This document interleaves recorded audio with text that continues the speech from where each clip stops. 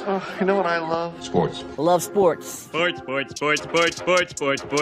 When it comes to Texas A&M. Where are you getting this information? Let me tell you. Welcome to TexAgs. TexAgs Live. I feel like I should be listening to the theme song from the Jeffersons. You know, we're moving on up. We will develop men, we will graduate players, and we will win championships on the field. It's a blessing to be in the position, and we're just thankful to be here. We're thankful to have the opportunity to go out there and play in front of the 12 man. He is a guy that has gotten better and better and better. He's just got that dog in him. It's been special. The 12th man this past week was unbelievable. And this is a real program. It's not fake. This is a real place. And if you want to be really good at football, this is a really good place to be. You know, if I'm betting on anybody, it's the Aggies.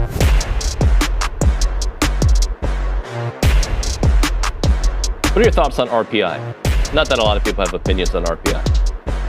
I think it's a pretty good guideline to figure out how a team's success. Does anybody actually know how it works? Well, I think I know how the basketball one works. Yeah, baseball, like the multipliers and this. And the reason I say this is in baseball, sometimes when you play a game and win, it works against you. It can work against you. Yeah, that's kind of messed up. Stupid. They need to figure that out. Now, I read one place that if A&M would have played, their game was canceled yesterday against Houston because of weather. Had they played that game, it could have hurt them in the RPI. Mm-hmm. It could have helped them in the RPI. Can somebody make up their mind? Yeah. I think it would have been better if they played, just because when you're playing well, keep playing well. But as far as the RPI goes, I saw the same thing you saw, that it would actually hurt them. Well, I saw somebody post with on Grok. You know Grok, right? Yeah. Grok apparently said that it would help. It would have helped them a little bit. So, according to it would have been a quad 2 game, a road game. Houston was like 91st in the RPI. They're on the road, so it would have been a quad 2 game. Is where it falls in the quad 1, 2, 3, 4. Nick, are you the resident expert when it comes to RPI? No, I just did a little research myself. Okay. It honestly seems to me like 3 games against Missouri, who are a quad 4 opponent, is going to do more damage to the Aggies' RPI than playing in Houston yesterday would have. How about this? Don't penalize for winning. It should never be a penalty to win a game. Right. Ever. Maybe you don't get maybe you don't get a bump up. Get a bump up for beating a certain teams, but certainly you should not be penalized for winning. I'm sure there's a engineer out there, maybe even Matthew Dawson's, like in his mind, he's like, "Stop talking, Nuño, you're stupid." But like to me, like it should be, because I don't understand the whole like, how does it hurt you? Like, what's the reason? But I think sometimes we make things too complicated. Oh, you think? Yeah. In everything we do, like house settlement, it's too complicated. Just I really think if we went to 1775 later, we could have a meeting of the minds and figure it out. Maybe not 30 minutes, but we have a framework done by the end of lunch. Yeah. Oh, yeah. The art of the deal. It's like, well, I've always said the whole thing with the faking of injuries. Yeah. And, they can't figure out how to deal with it. If you come out, you leave the game for the rest of that series. Right. That's it. And watch how that stops. Now, yes, some teams will put a guy in and take a guy out just to fall out. Okay, well, you can't do it again with that guy. Right.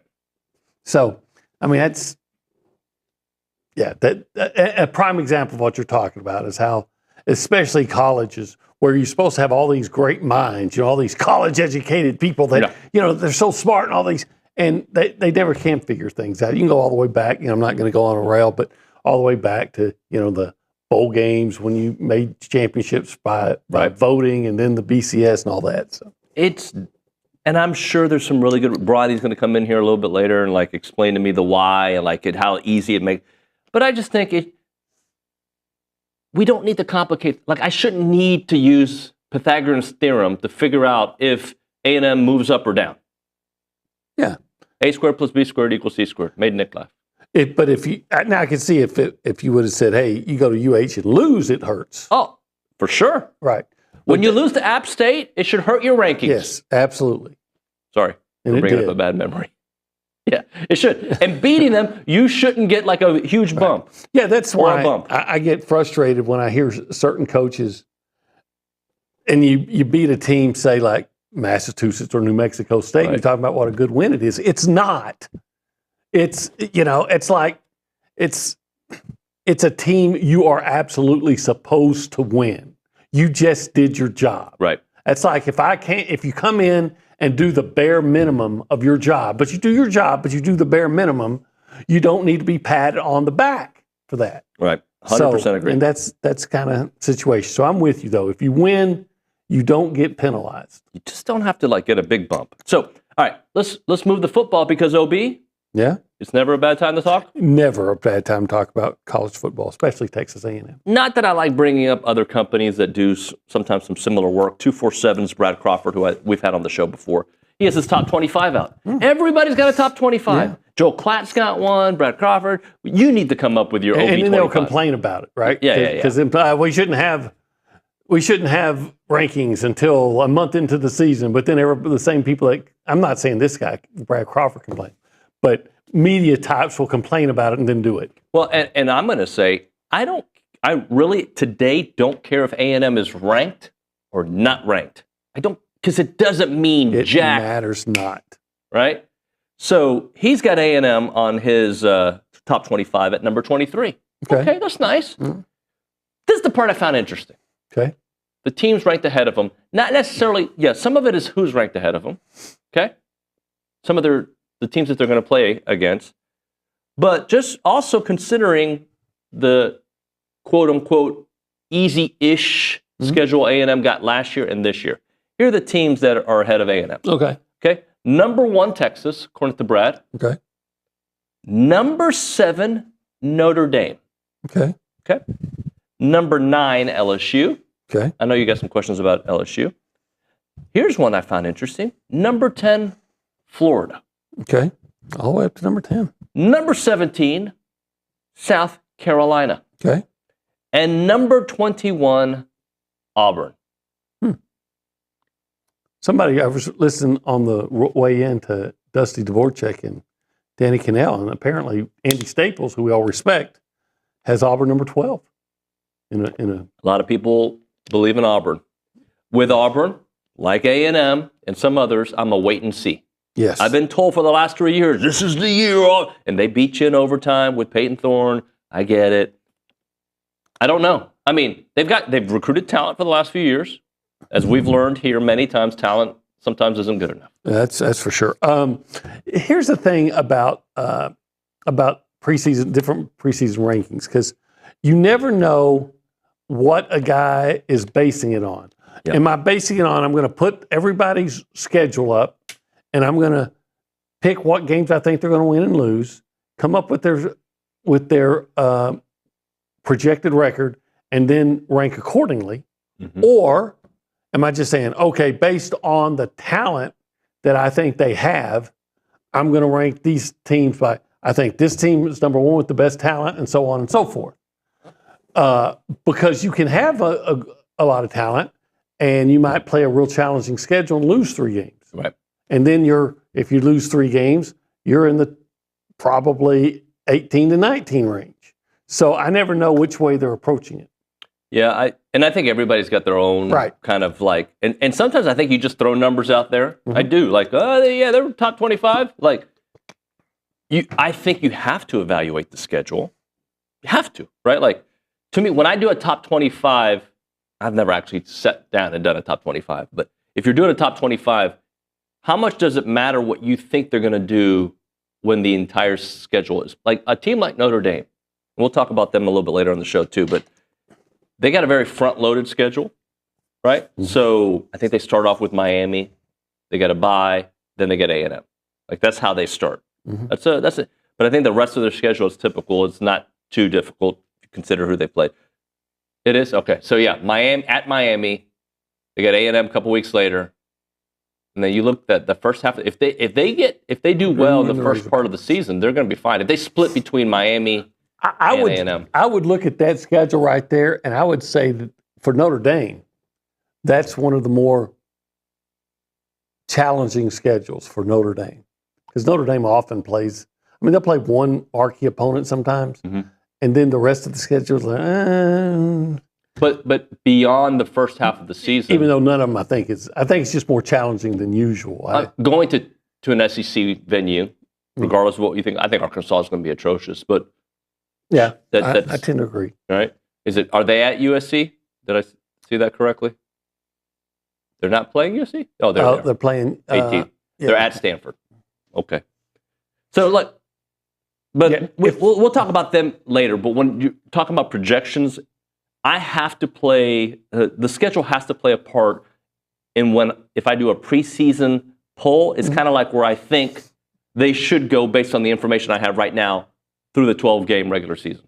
Right. So you want to take into account again who they're playing and if they're going to win that game and how it would look in the final tally. Right. Well, as opposed to again, a lot of people just say, hey, I look at this is the best team, I think, and this is the second best team, I think, and they don't even put in. That's what I'm saying. I mean, you don't know unless when someone's Brad Crawford, if he explains his criteria, then okay, I got something to go with, and I understand what they're doing. But I'm always guessing. Even in the AP poll, you got these 100 voters. Yep. 50 of them's probably just looking at what they think the roster looks like. 50 of them's projecting. Yep.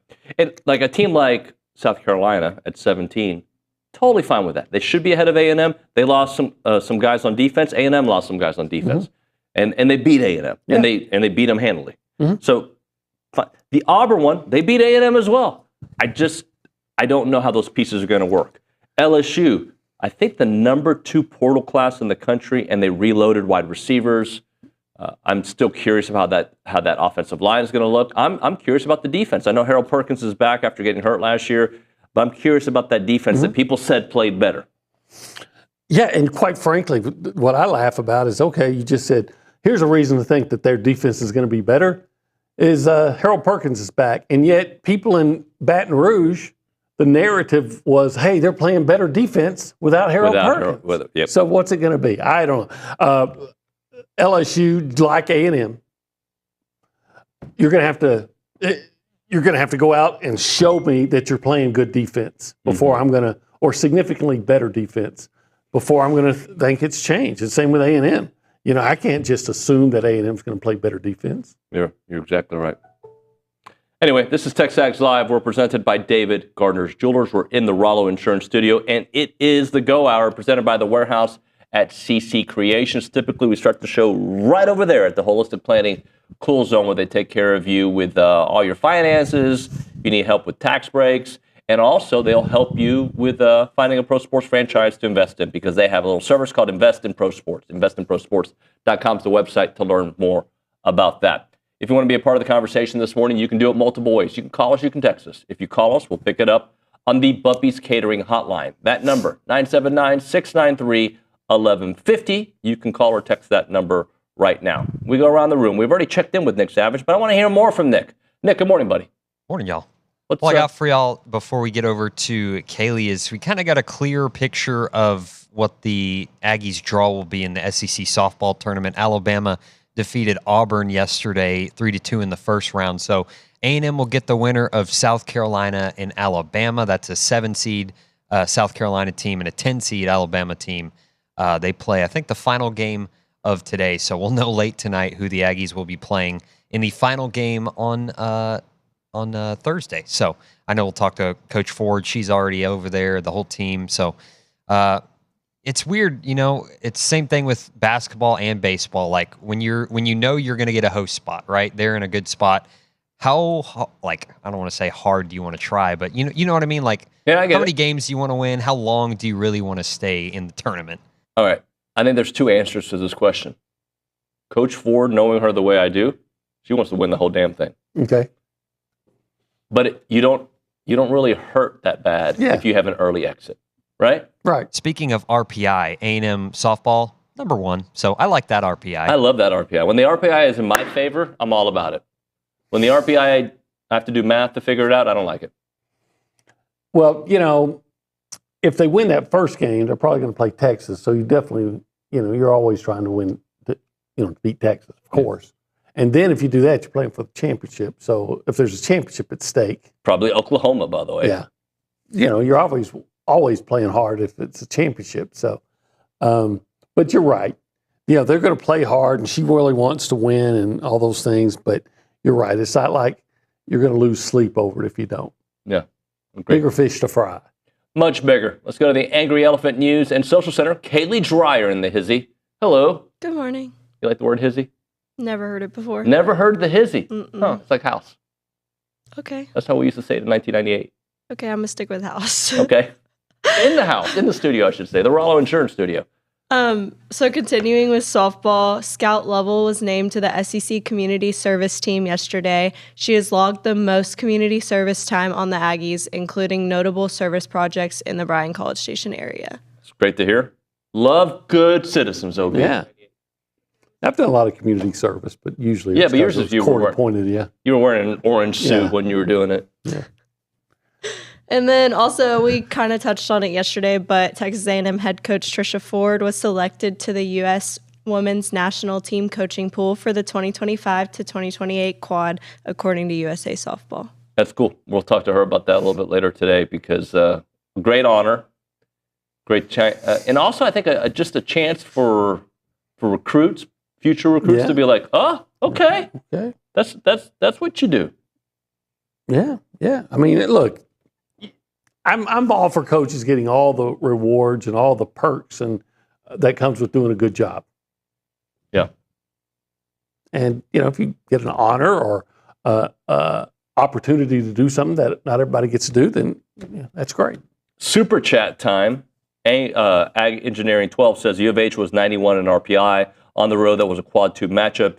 It would have been our second highest rated midweek game of the season. UTSA is currently 20 in the RPI. That ended up being a quad 1 matchup. For reference, South Carolina was a quad 3 matchup. UK was a quad 2 matchup. The more you know. Yeah. There's a lot of numbers in there. Just beat Missouri. Just sweep Missouri. How about this? I got this is a little controversial take here. How about you just win every game left on your schedule and we'll talk about the RPI after? Yeah. I mean in the postseason too. Just while we're at it. Just win them everything. Just don't lose a game the rest of the way and I bet you I'll be happy. Yeah, I think I would be too. Yeah. All right, let's do this. Let's hit a break. We'll come back and OB. So we talked about going to 1775 and having a meeting of the minds and figuring out all of college sports. Okay. Yeah. What else could we figure out in that meeting as we're eating delicious food? What else could we figure out? We could probably figure out all the political issues of the day, And I think if you we can figure out stuff here at TexAgs. If you put Trump and Xi together, and say, hey, we got to work out this trade deal, and say, I'll tell you what, let's go over to 1775. Yep. Here, have some pork, have some of this brisket, have some of this sausage. Everybody's in a good mood. They'll do the negotiating, and then you bring out the queso mac and cheese, and that's when you finalize the deal. Just where you finalize the deal. And everybody leaves happy. Yeah, I've never seen anyone leave 1775 unhappy. You can't. It is impossible to leave 1775 unhappy. No. In fact, you could break up with your girlfriend and your wife, and look, you're not going to be happy, but you're going to be happy, right? You're like, what? That sucks. Be happy. Well, this is true. That sucked at all, I wouldn't be. It's not you, it's me. I get it, but I got some great ribs. Yeah, everything starts with great ribs. Women. Everything started with ribs. Women started with great rib. 1775txbbq.com is the website. You can call them up, 979-492-6241. It's 1775.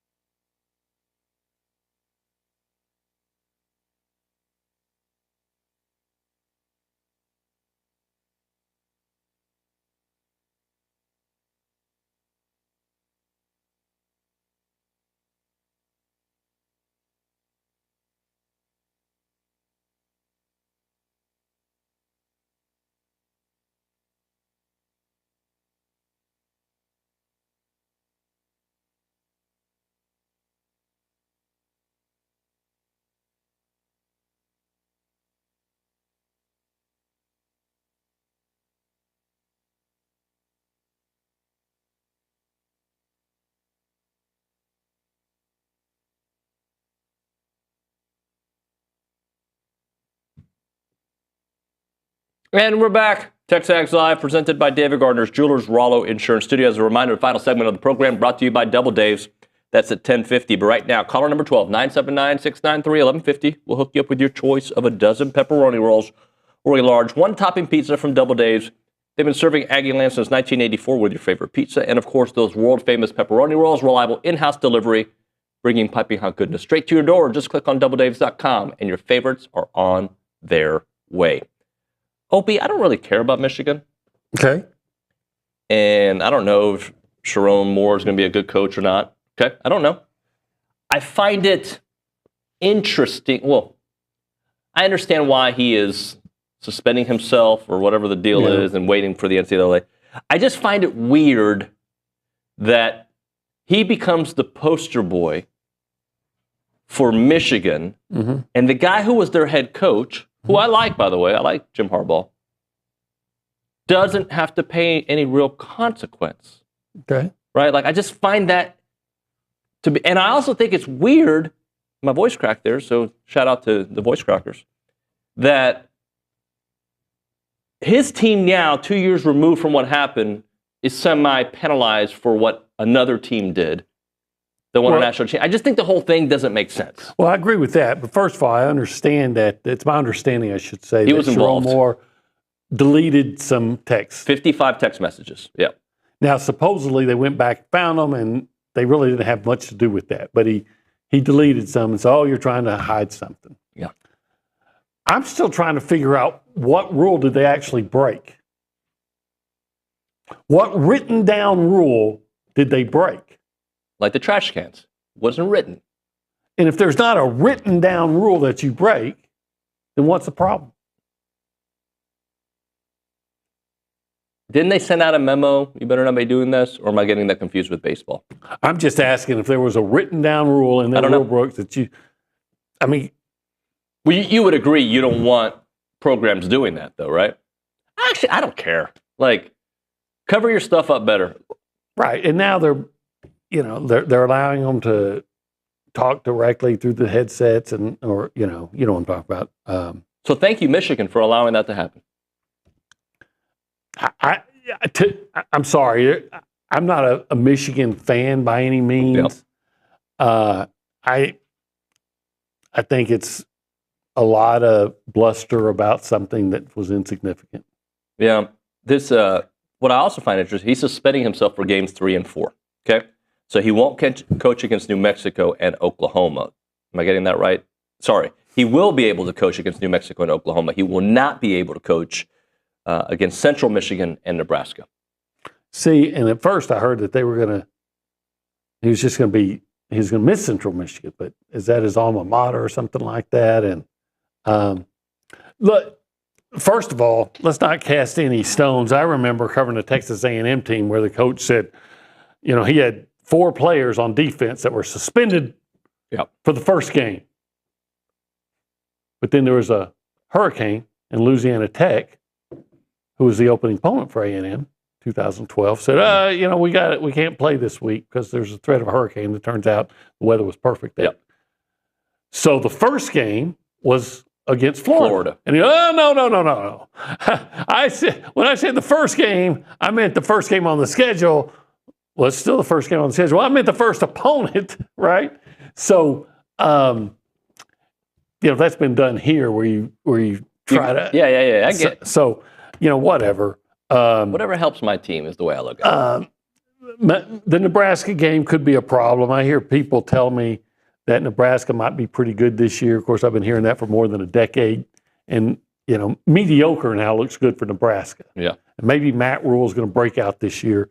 They're going to beat Central Michigan, whether Sharon Moore or not New Mexico or whoever it is, whether Sharon Moore is on the sideline or not. Well, Ag Engineering 12, yes, we said it is self-imposed. They're hoping for this to be a preemptive strike that is enough for the NCAA. The NCAA has not penalized them yet, and they still could and might. Again, I would say, well, what was the rule that we broke? Yeah. Just show me on the don't write the rule after the fact. So how do you feel about, and then I think in sports it's different, but finding out that you broke a rule after the fact and being penalized after the fact. Because let's just say, little Jimmy, who was in your 6th grade class with you in science, he told people he's got proof that you cheated on a science test a few years back. Now they're going to take away your diploma. How do you feel about that? It's different in sports. I get it. Like I understand the spirit of what they're discussing, but well, I'll say this: if there was a rule there and you didn't know it, then that's your fault for not knowing the rule. Nowhere did it say I couldn't look at my phone. If there was a rule, or if there wasn't a rule, and then you say, yeah, but you shouldn't have been doing that. I'm like, okay, well, then there should have been a rule. That's the way I look at it. Like, again, I'm not an Astros fan, but I'm one of those guys that say cheating in baseball has always been celebrated. Gaylord Perry. But it's the using of technology that upset people. Okay, so that's what it is. So that's where we're going to draw the line. After being told, don't do it several times that season. That's part of the reason. They were told. I'm of the opinion, because of stuff I've been told throughout the years, that every team they played that year in the playoffs was doing something similar. Similar, right. Not using a trash can, but using technology in some way, shape, or form to help. And there's enough chatter out there that it kind of happened. And then there's a lot of people who, that's a different topic for a different day. My point is... Did A&M get their loss to Georgia when the kid was scuffing the ball and it was obvious? Did they get that win reversed? No. No, they didn't. They just started watching the kid from there on out. Right. And he never pitched that well again. Yeah, that's right. That's exactly because right. Because they were watching him. So obviously he was cheating. But they didn't take the win away. Right. They just started watching him afterwards. So and make sure from here on out we're going to be aware of that, and we're not going to allow this. So I don't know. Look, I don't care if Sharon Wright's on, if he's on the sideline or not. That's a Michigan deal. Yeah. But to me, the whole thing is just overblown. What do you like Tom Brady? Do I care that the ball was really a little bit deflated? I don't care. I don't. I mean, just tackle him, sack him, intercept the ball, cover the guy. Yeah. Did you care about them recording the practices? What was that? That was like in 2000. Yeah. Now see, that was different. That's different because now I'm breaking into their practice and practices. I think there's actually a rule about that. Yeah. That's a different deal. But what do you think about penalizing yourself? So, like, if you broke some rules at home, Irma, I'll do the dishes for the rest of the week. Don't get mad anymore. I've already said it. I'm doing the dishes the rest of the week. Take that information. If you have to add to it, I understand, but I'd rather you didn't. Yeah, right. See, but I have a problem with the self-imposed because you're never going to give yourself, if you really did something wrong, you're never going to give yourself no one ever the real penalty. No one ever says, okay, I'm giving myself the death penalty because I did this. And remember, this goes back to the beginning of the topic. Jim Harbaugh left, smart play by him, by the way, like making more money in the NFL. Like he's not even a factor in this.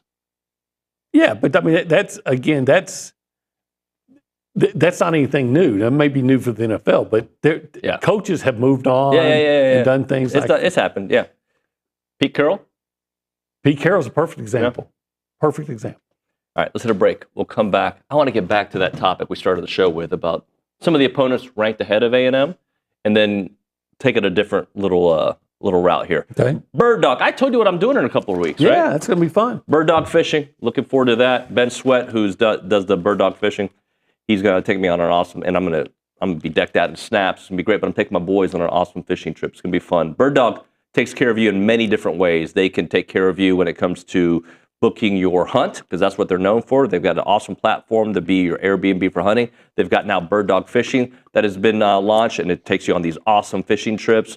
And trust me, I'm going to do it. You're going to love it. It's going to be great. But that's part of what they do. They also help your ranch maximize its earning potential by finding you the hunters to go to your ranch, and also finding those tax benefits on your ranch that you haven't thought about. You may know about a couple of them, but they're experts in this field. They find you the extra dollars that you have not thought about. You should check out the website just to learn about all their products. It's birddogit.com. They are Aggie owned and operated. Jonathan Lusk, good friend of the show, good friend of, he was a Yale leader at Texas A&M. Birddogit.com is the website, birddogit.com.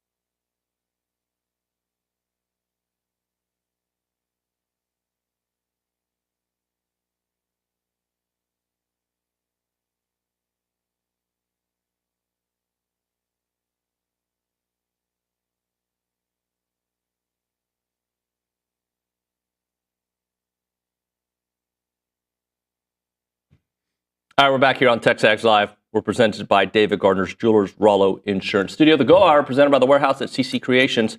Joel Klatt has his top 25, and we're not going to go over his top 25, but I wanted it to be kind of a jump-off point. He's got them at number 6. He says his biggest question. Wait. He has who at number 6? Notre Dame. Oh, okay.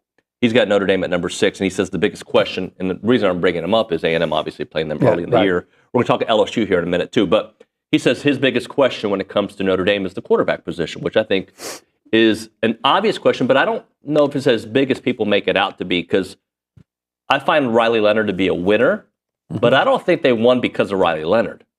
I think they won for a couple reasons. I think they won because their offensive line was really good, and I expected them to be poor. Not poor, but poor-ish in the beginning of the year. And Jeremiah Love was one of the best running backs in all of college football. Mm-hmm. And they had a strong defense. That's why I don't think they won. Riley Leonard was a winner, right? There's something about him that was really good, but he didn't scare me himself as a quarterback. So C.J. Carr probably being the guy who's apparently a little more athletic and better, can throw the ball. I don't know if he's more athletic, but he can throw the ball. Him being the quarterback, I don't know if that's a bump up or bump down. I don't know. I just think the way they're built, that is not as big of a question as I would have, is how were they able to replenish the defense, change their defensive coordinator, and that's really it. I don't know if their offense is taking. They had good wide receivers. Yeah, they were solid. They weren't great. Running backs were really good. The offensive line played well. Lost a lot of guys in the portal in their offensive line, but I'm sure those were guys that thought they weren't going to be starting next year. I think they were starting offensively. Some of them were starters. Is that right? But I think they got guys that they probably think they weren't going to start. But yeah, to me, first of all, Riley Leonard, you can say, hey, he wasn't the most physically gifted or whatever, and yet he was the guy they went with. And you always talk, not you, but people always talked about, this guy's just that. He's that gamer. Yeah. Made big plays when they had to be made, and then that defense. You look at the guys. I'm looking at here guys taken in the draft on the defense. Benjamin Morrison, the cornerback. Xavier Watts, All-American safety. Jack Kaiser was their best linebacker. Riley Mills, he was the best defensive lineman. They had what's the kid whose dad played in the NFL? Howard Cross. Yep. That's not just a lot of losses on defense. That's a lot of losses to star caliber players. Well, now Notre Dame typically has good players ready to step in, but I always say, is the next player as good as the last player? It's worth the question. Has Notre Dame gotten to a point where they're allowed to churn? They churn and burn. So they lose guys, but they get like that offensive line. We did not expect it to be especially early in the season, right? Didn't they lose their starting center a couple weeks before the season, something like that? I feel like that happened. I don't know if it's a center. I know it was left tackle. Jagashaw. But here's some numbers to consider about Jeremiah Love, though, because his numbers were really good last year. They were. He rushed for 1,200 yards, 17 touchdowns, 6.9 yards per carry, 28 catches, 237 yards, and 2 touchdowns. Yeah, he was good. He was really good against A&M. He was. Offensively, I'm not worried. Not that I'm not worried. I think they're going to be fine. They are going to be what they were last year, or maybe better. The defense is where I have the question. I think that's valid. I think their offense will probably be very similar. What I question about their offense is, though, are they going to be able to consistently pick up that third down that Riley Leonard got you? Yeah. And I think that's what made him so good. Riley Leonard on third down was really good. Yeah. So whether it be running, if you needed 5 yards, he would run and get 6, or just happen to make that completion. But I don't think I'm not saying Notre Dame's not going to be a good football team. They may be the number 6 best team or better. But if it was anybody else, you would look at all those losses on defense and you'd say, okay, maybe they got guys that are ready to step in. But again, are they going to be as good as the guys they're replacing? And there's a good chance that they're not. This is what Klatt says about Notre Dame. They're going to be able to pound the rock. So this style that they've been leaning on with Marcus Freeman is largely going to be able to play forward because of their offensive line. They're stacked. 5 guys who started at times last year. They've got Jeremiah Love behind them. I think the run game is going to be dynamic. This guy's phenomenal. One of my best players in the country. One of the most explosive players in the country. When you put them behind an offensive line with experience, I think they're going to have a big, big year. They might. But they sound like A&M, actually. Returning offensive line. Mm-hmm. More, obviously, a lot more inexperienced at quarterback than A&M. Dynamic running back. Yep. Good, but not great receivers. A&M might actually have the edge in receivers. And like you just said, athletic quarterback, that a certain amount of uncertainty, with quarterback. Actually, I don't know if C.J. Carr is considered an athletic quarterback, now that I think about it. He's 6'3", 209, and a decent athlete is what Mr. Google says there. Dual threat back in high school. Yeah, so to me, offensively, all the things you would say about Notre Dame, you'd say about A&M, and vice versa. Defensively, maybe all those things you would say about the biggest difference on defense is Notre Dame did it. Notre Dame did it, and they lose more talent. Yeah. A&M probably has more talent returning, or more players returning. But what good is it if they're not going to look? I don't care that you got starters coming back, like at linebacker. Are they good starters? Are they going to improve and fill those holes? Get off blocks, right? I don't care that you have starters back at safety. They weren't good. Yeah. So, Ag Engineering 12 is all over it today on the Super Chat. He is the grandson of Lloyd Carr. How about that? The old Michigan coach. National championship Michigan coach. 1998? Lloyd Carr was good to me. Was he? Yes. Yeah. Yes, he was. Yeah. So I wish his grandson some success. I have learned, and this is kind of a bit on the show, but it's actually truth. What I think could happen based on conventional wisdom and they lost half their offensive line. It seems like it doesn't matter when it applies to when A&M plays them. Yeah, and that's a problem that A&M's got to get figured out. Peyton Thorne, worst quarterback ever, greatest quarterback ever. It's for South Carolina offensive line was among the worst in pass protection. How many sacks did they get? None. So now that's 2024 football. Right. It's not always the case throughout the years, but last year that seemed to be. It's been off. Yeah, it has been off. But do you remember last year we're preparing for these games, and some of the questions we had look, they don't have an offensive line. They don't have this. They don't have that. They don't have a wide receiver that can beat you. And then sometimes it was the reverse. Missouri, you better shut down Theo Weiss. If he gets going. Luther Burden. And those guys didn't do anything against A&M. Yeah, or minimal. Remember, we got lucky sometimes. We did get lucky. Burden had a touchdown called back. I'll take luck. Yeah, I'll take it. Yeah. So, but yeah, you're right.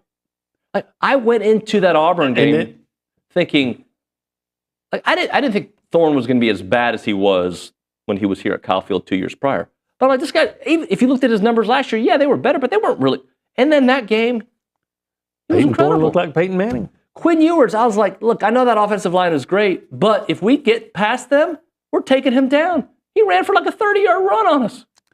Yeah, that was to me that was really disturbing. Was it that long? Yeah, because and the thing that I'm not going to say who it was, but there was a safety that could not run him down. Yeah. And I'm like, wait, Quinn Ewers, who's also had a hurt ankle, and your safety couldn't run him down? I saw somebody on our message board. It made me laugh. That they weren't worried about Arch. He's like, if you can't beat a 6th-round quarterback, I'm not worried. Something to that effect, talking about Arch beating out Quinn Ewers, who went in the 6th round to the Dolphins. He was joking, but it was comical. All right, let's hit a break. We'll get to some text messages. We'll hit some thoughts. Right now, Daily Company, family-owned and licensed insurance business. They offer all the things that you need when it comes to HVAC, electrical and plumbing, I should say. Generator services available 24/7. They really want to take care of you here. Their HVAC thermostat repairs. They come with refrigerant leak fixings. They have furnace failures, seasonal tune-ups. Plumbing-wise, they got the leak repairs, the clogged drains, the heater installation, maintenance to keep those pipes in top shape, electrical wiring, outlet repairs, and upgrades for safety and efficiency. And how about generators? They'll repair those, they'll maintenance those, they'll install them, and they'll make sure they're ready for all power outages. They serve College Station, Houston, and Austin. Upfront pricing with no surprises. Contact them right now, 979-2060-2020. That's 979-260-2020, or visit them online at godaily.com to experience the daily difference. Daily is spelled D-A-I-L-E-Y. It is Daily Company. Let's talk a little Snaps clothing. David Nuño here, and I love wearing Snaps clothing everywhere. I've got the flannel on right now. You've seen me in the Tailgater collection with the A&M gear. It is fantastic. If you see me around town with my sons, Christian and Cruz, they've got a bunch of Snaps gear. When they have big games for Consol, they wear nice clothes, so they wear their Snap stuff. And I'm telling you, with baseball season here, let's all kind of go looking stylish and fit to the games. They're at Olsen wearing the Snaps clothing. As a reminder, they are the only official licensed Texas A&M Pearl Snaps maker out there. Their Tailgater collection is built for game day with breathable, moisture-wicking fabrics to keep you comfortable while you rep your Aggies in style. Now, whether you're watching the game from home or maybe you're in attendance, you're tailgating, whatever it may be, you got to make sure you head to snapsclothing.com to see everything they have to offer. It is fashionable, it is awesome, and you're going to love it.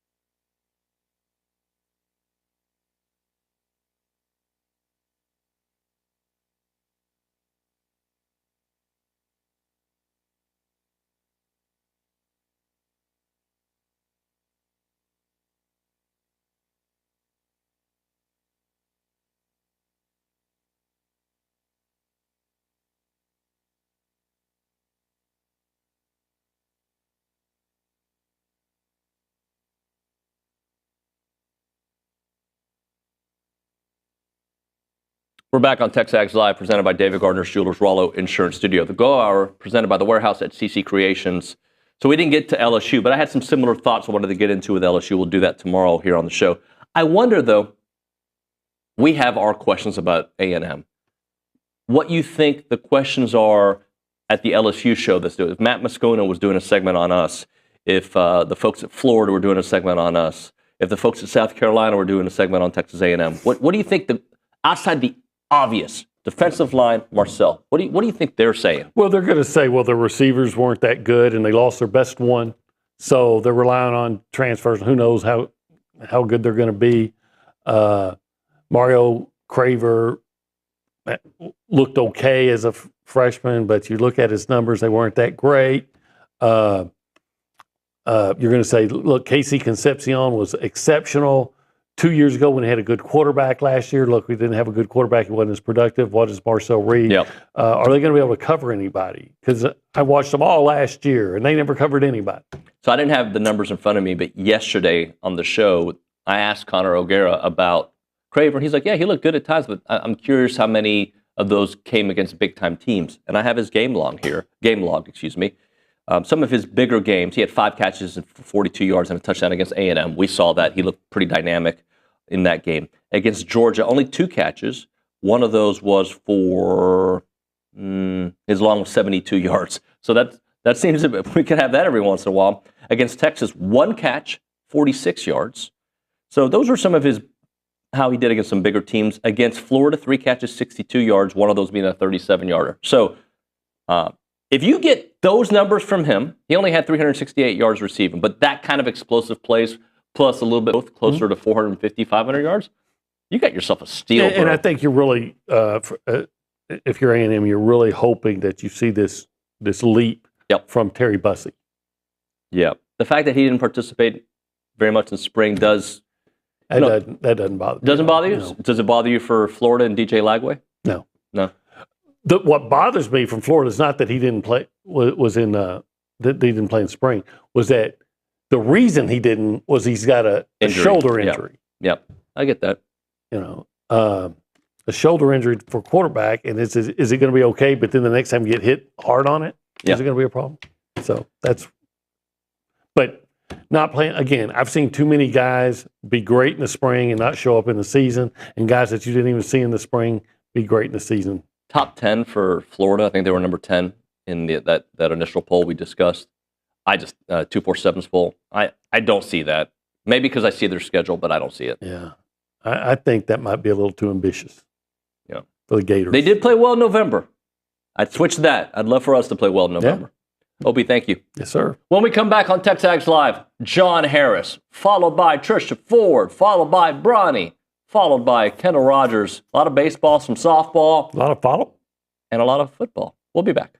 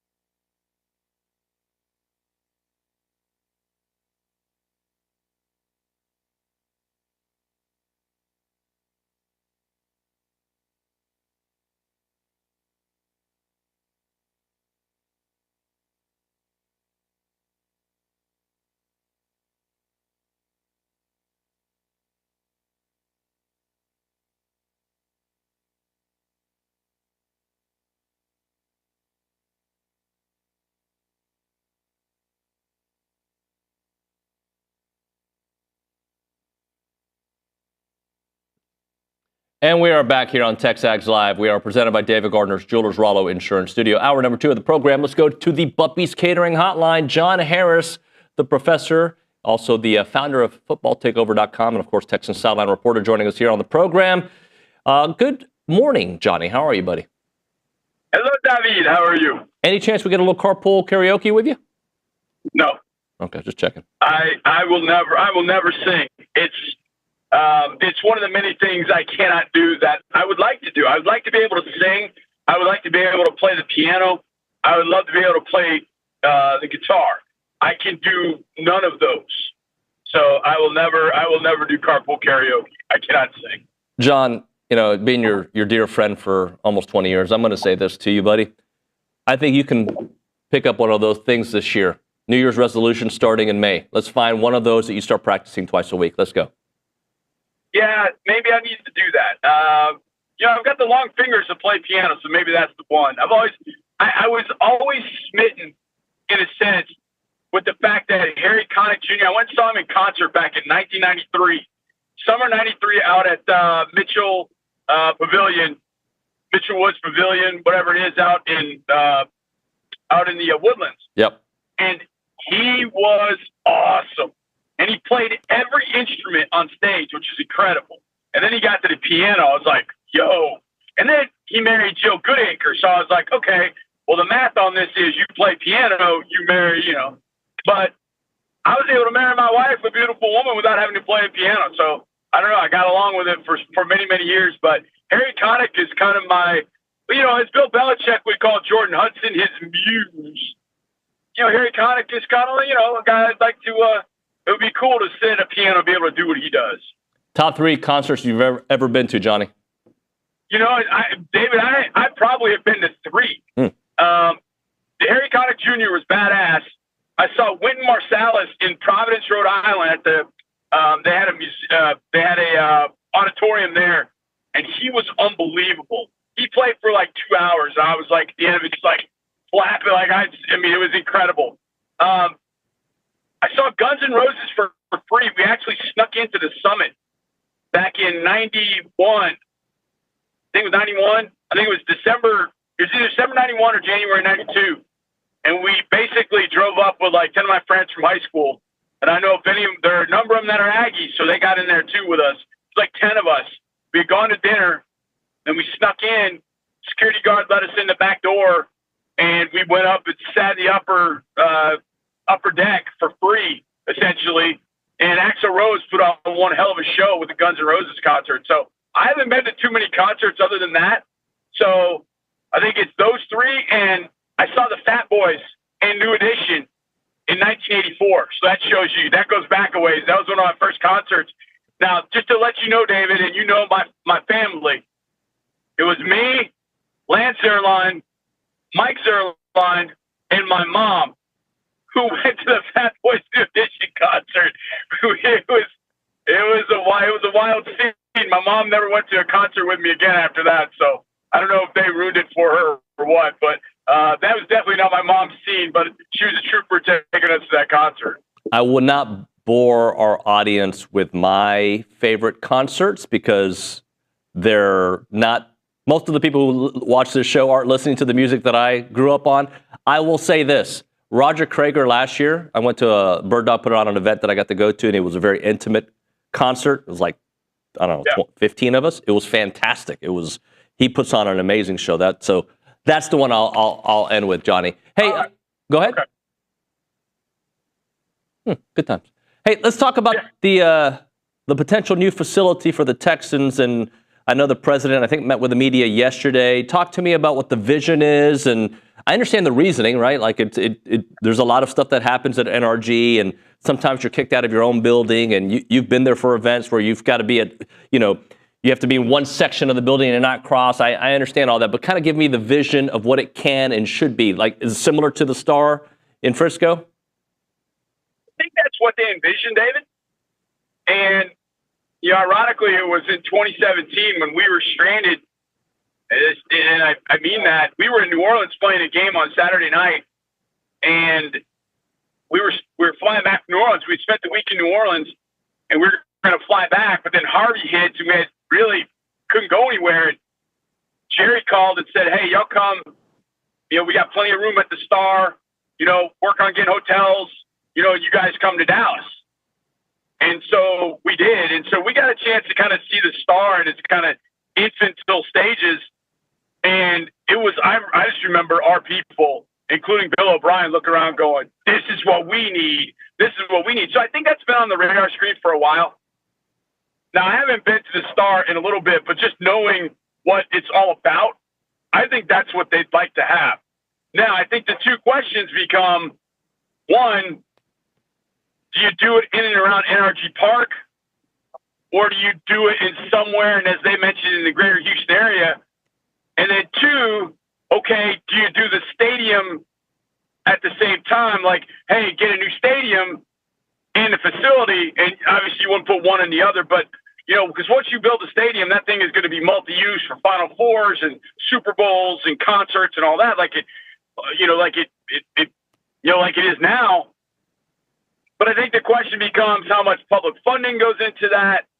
How much do the Texans pay? Where do they want this thing? What they envision is to have a facility for practice, for business ops, for us, football ops, that is separate from the stadium. Now, they could go put that in one of the parking lots, but I think what they really want to do is kind of have this district, as they kind of refer to it, that is like the Star, where people can park and take in everything. They can park and go to a training camp practice, and then they can go out of there and go eat at a local taco place that's right there in the district. People can stay in a hotel. I want to say that it was, I think it was in Arlington, was it a couple years ago? And I was going through where the baseball stadium is, and I noticed that they had a hotel like right across the street from the baseball stadium. I thought, man, this is cool, kind of how they have that put together. So I think that's one of the things that they want to be able to do, is kind of have one-stop shopping, if you will. Like, you park your car and you could spend the entire day doing Texans things in and around this, this facility. And I know people are like, yeah, I know, a new facility. We're one of only, I think, 3 or 4 teams that are housed inside our building. I think the Bengals are one. I think there are a couple others. But it just gets to be so disruptive because our building, being owned by the county, they put whatever event they want in there. And so, you'll be walking down the hallway and, hey, there's Aziz Al-Shire. There's Derek Stingley Jr. Hey, there's Elsa from Frozen. Because it's Disney on Ice. And it's disruptive and odd. And I was asked about this the other day, and I was like, there was one year, I think it was 2018. Maybe 2017. We had the Prime Minister of India coming to give a speech in Houston. And they took over everything with the exception of our studio. But they thought they had, the run of everything. So I would be in there recording radio, and you just see 3 or 4 people just barge in. I'm like, excuse me? And so I'm trying to do work, and these people are like, oh, we're sorry. We thought we had this room. Like, no, you don't.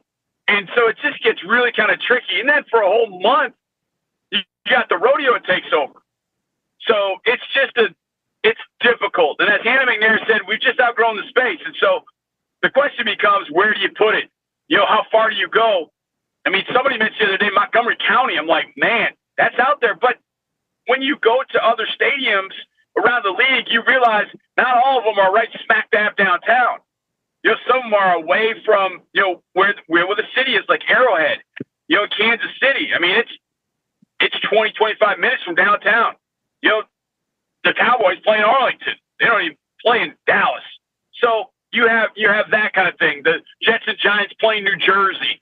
And I know that's all one big globule of New York, New Jersey, something. But I think they want to have that sort of space. Now, the thing is, a facility versus NRG Stadium, those are kind of two different arguments in a sense.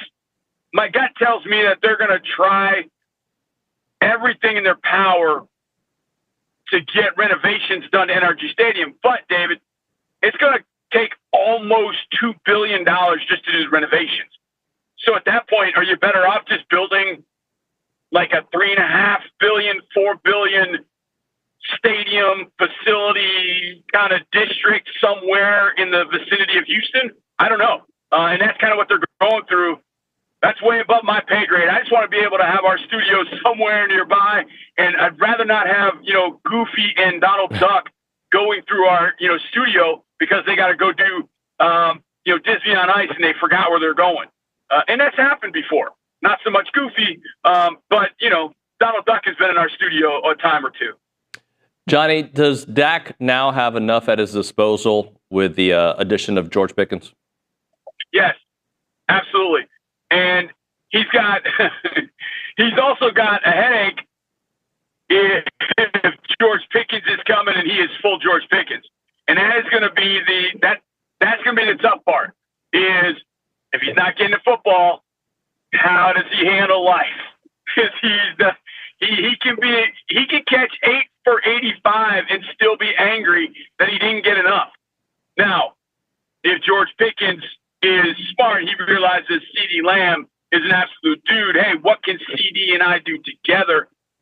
But if George Pickens is on his game, David, man, there are a lot of guys more skilled in the NFL than him. So, and I don't think they gave up a lot to get him. And the question now becomes, okay, we got him. Let's get him ingrained in the offense. Are there enough footballs? I would think so. But what's the contract going to be? Oh, boy.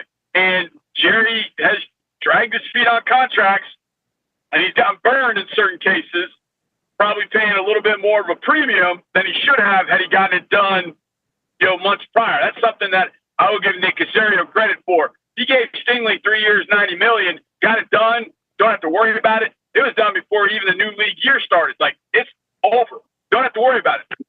Knew what the market was going to be, gave him a good, fair contract, away you go. Jerry dragged his feet on CD. He dragged his feet on Dak. He's dragging his feet on Micah Parsons. Is he going to drag his feet on George, too? It's going to be tough. But from just a pure talent standpoint, oh, yeah, the Cowboys got much, much better adding George Pickens for sure. Talking to John Harris here on TexAgs Live, presented by David Gardner's Jewelers. So we've talked about this topic before, but I'm going to try to get into it differently.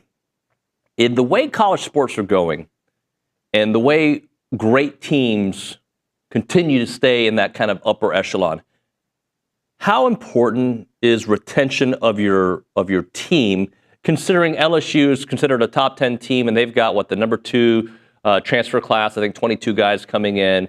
You look at teams like Georgia, you look at teams like Texas, they keep losing players to not just the transfer portal, but just to the NFL, right?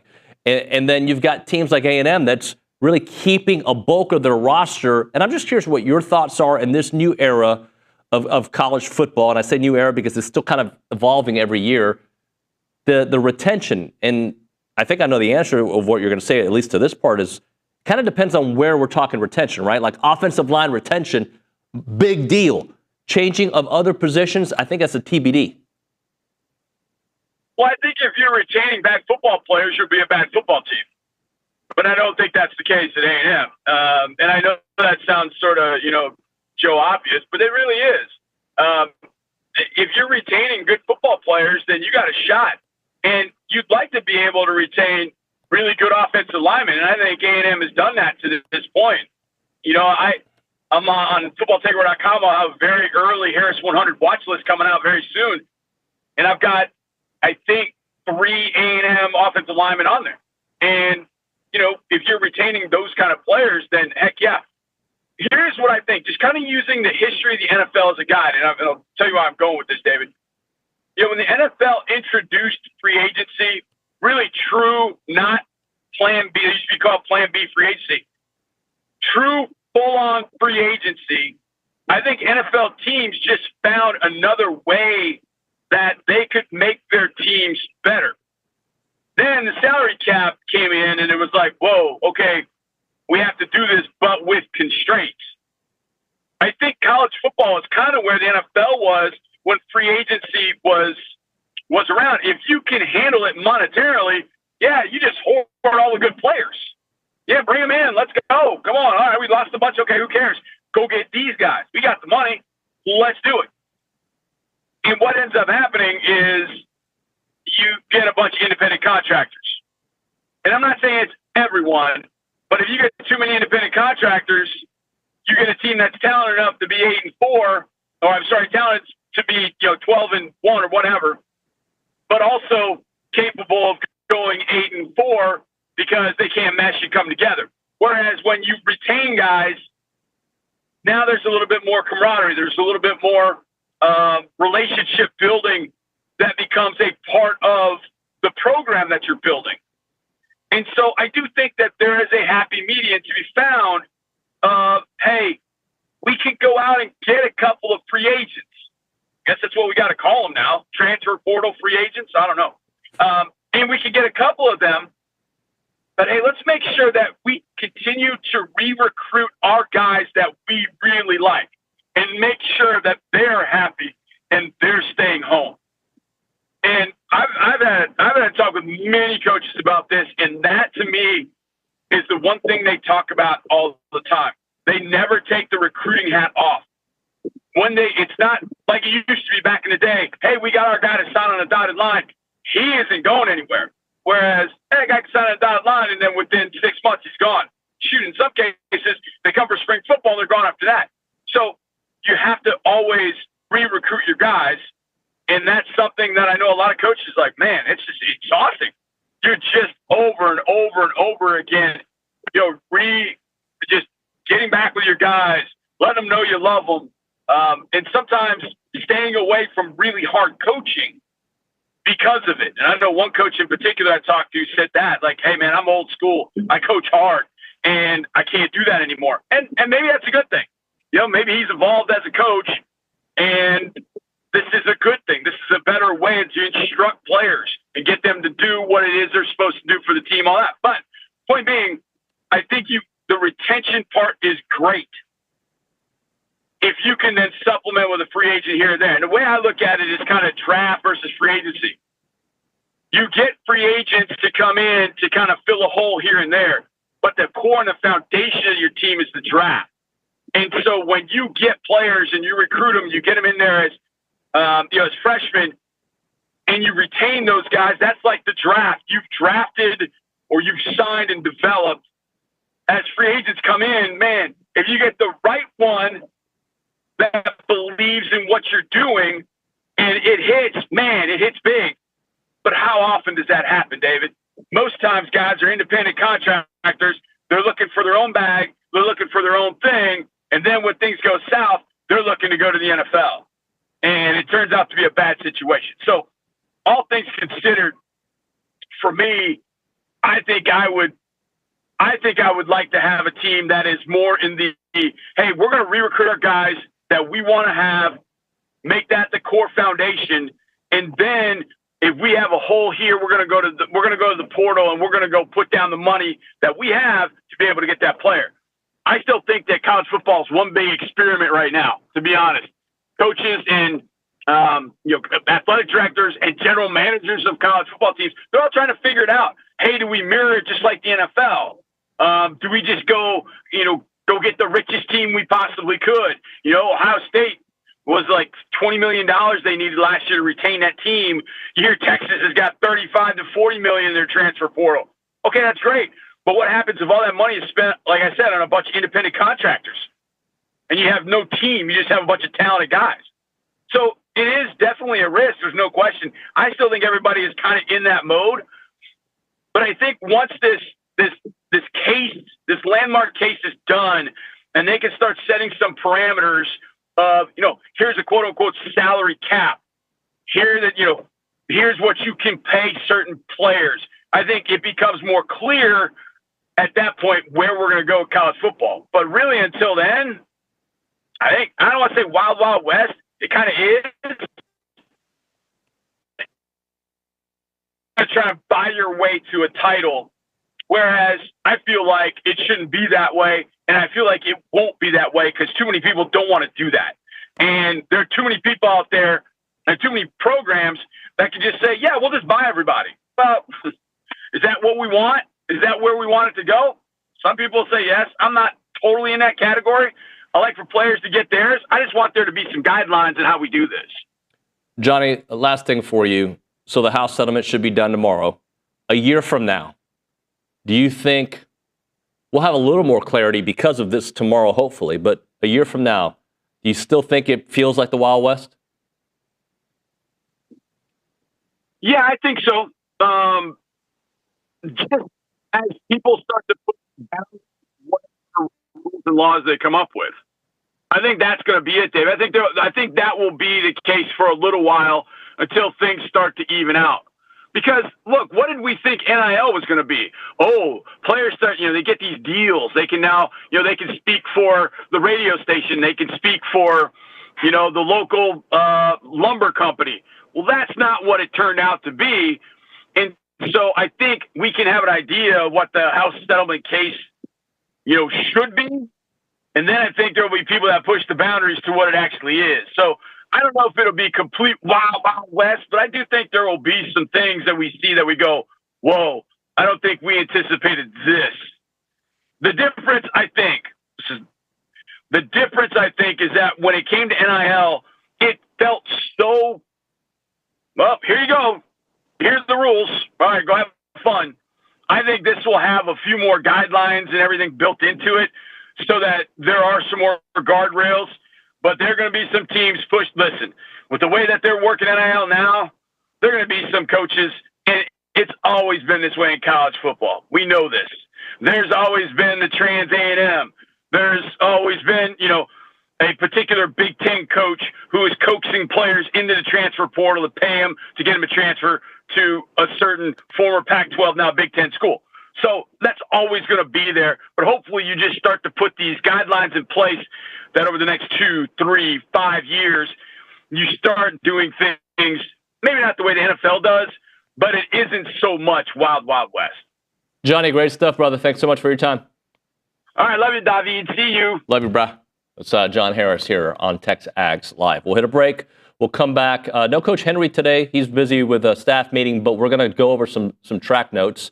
So we'll have Kaylee here kind of going over some of these notes. Right now, if your wheels have been damaged by potholes, curbs, or mediums, go see the great experts at Brazos Valley Wheel Repair. What I'm going to suggest to you to do is don't replace those damaged rims. Get them repaired because the experts at Brazos Valley Wheel Repair have over 2 decades of experience, and they're going to make sure that your wheel is returned to that perfectly safe working condition. They road force balance all wheels to make sure you get the smoothest, most safest ride possible. They've experienced in repairing everything from minor curb rash polishing to much more complex jobs like bent or cracked rims. Don't let anyone else tell you that your wheels need to be replaced. Have them repaired with the good people at Brazos Valley Wheel Repair that can create a unique custom look that will transform your car or your truck with every cosmetic repair. And it comes with a limited lifetime warranty. What you need to do is check them out. Go to Brazos Valley Wheel Repair at 508 Burnett Street in Bryan, or visit them online, bvwheelrepair.com. That's bvwheelrepair.com.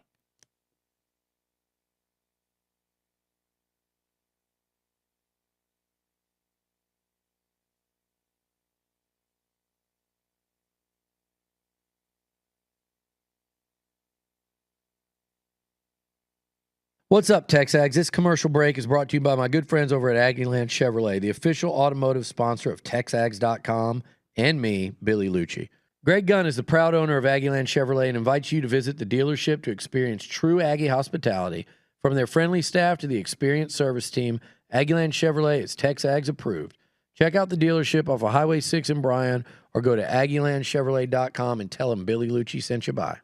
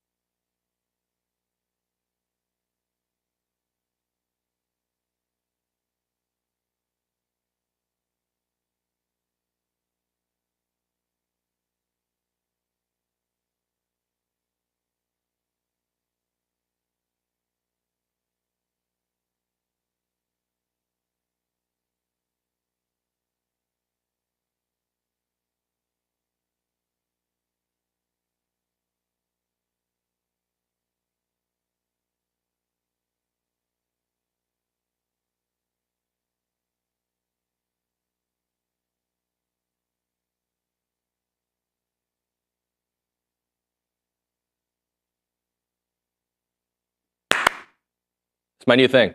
I just clap, like the clapper on TexAgs Live to start a segment. Brought to you by, well, we're about to talk some track and field, and that's brought to you by Brazos Running Company, your local Aggie-owned specialty running store, your local source for Viore athletic wear and duck camp apparel at Century Square below the Star Cinema Grill in College Station. As I mentioned earlier, typically we have Coach Henry in studio or somebody from his staff, but they have a staff meeting going on. So we're just going to talk a little track and field at the Angry Elephant News and Social Center because we've got some interesting numbers. They're off this weekend. What do you have for us, Ms. Dreyer?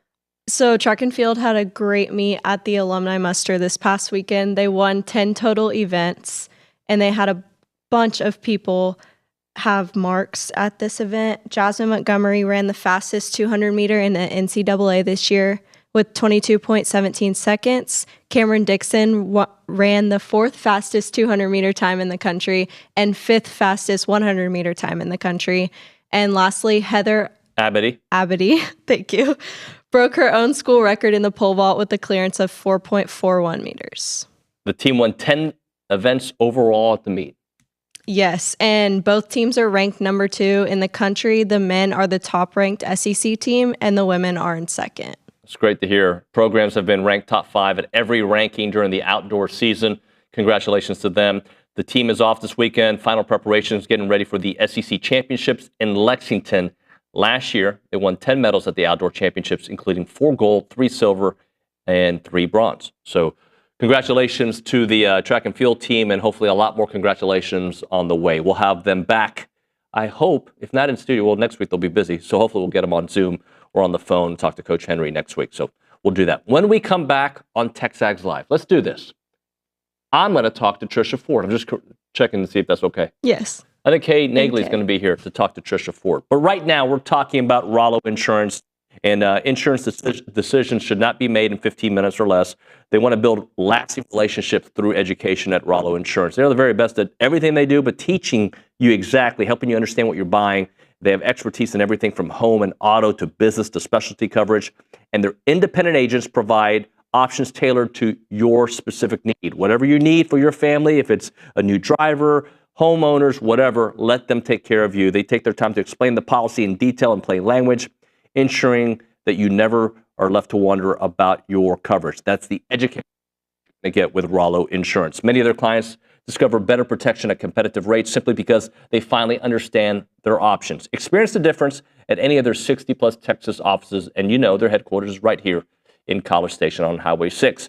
Visit them at rolloinsurance.com/TexAgs, rolloinsurance.com/TexAgs, or call them up, 888-44-ROLLO, that's 888-44-ROLLO.